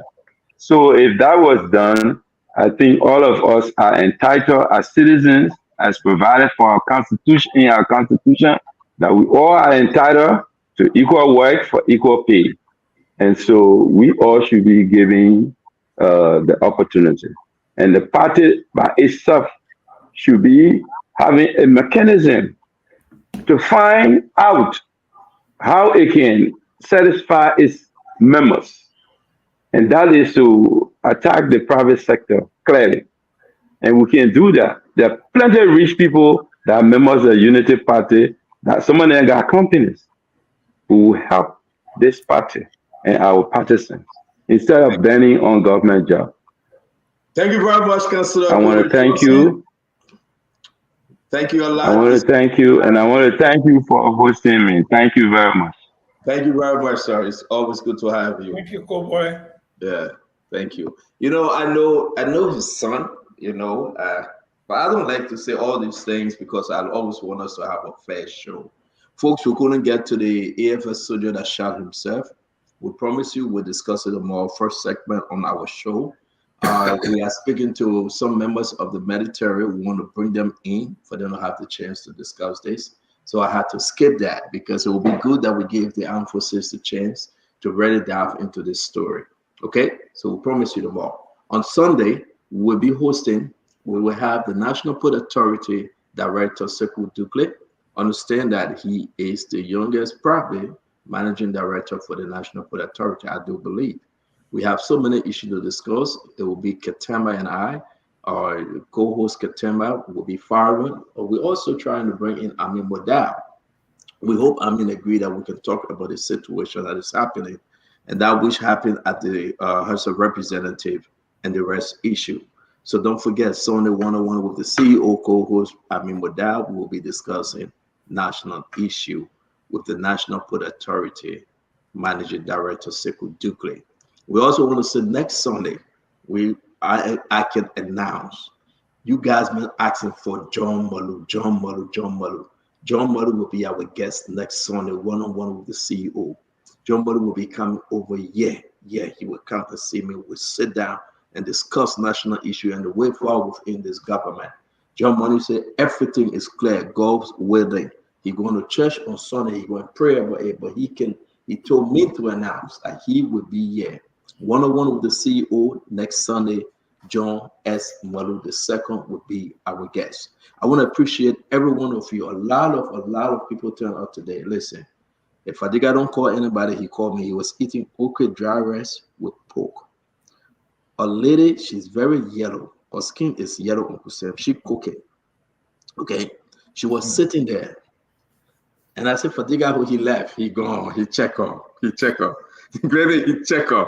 He knew. I said, Fadiga, who cook it, he made a mistake. He turned the camera to the girl.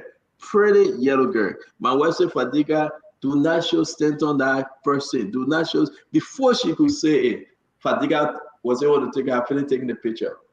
My wife told him, Lawa said, don't show stand on that person, Fadiga.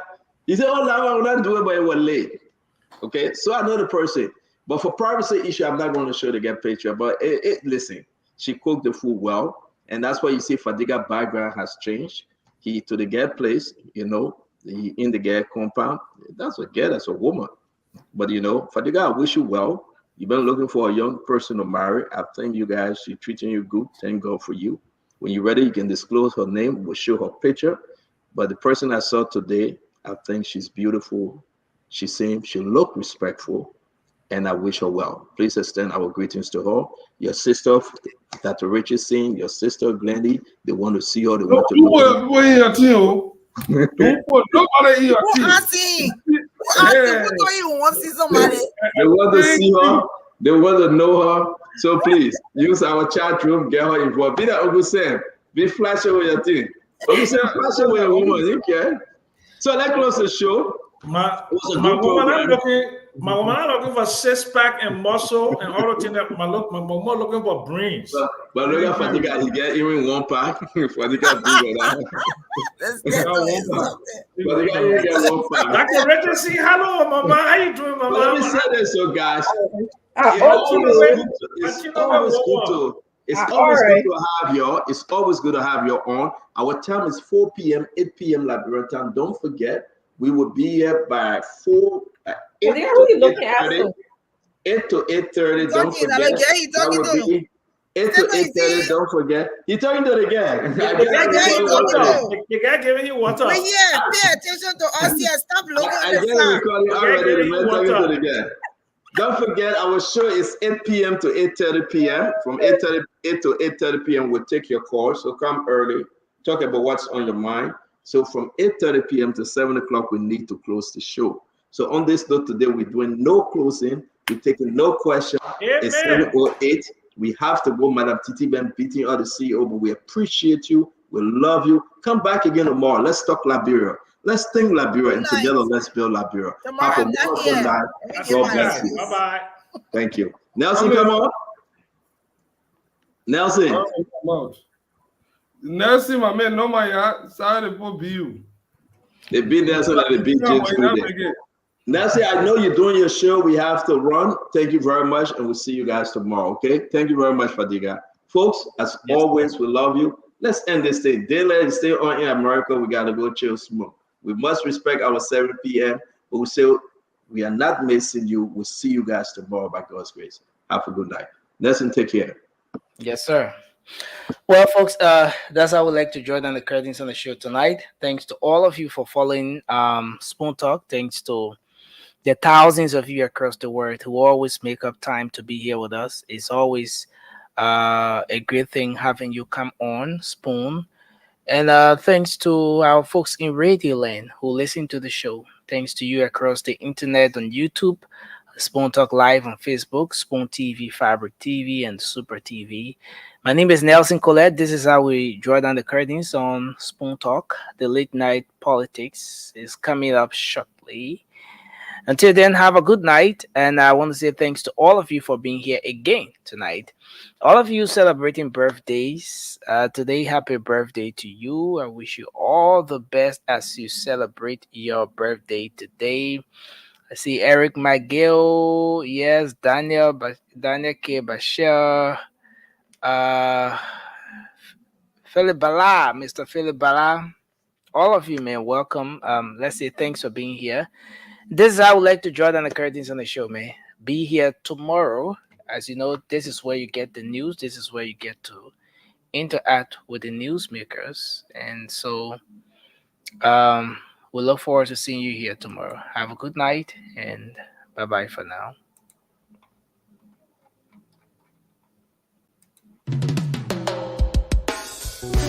Yes, sir. A special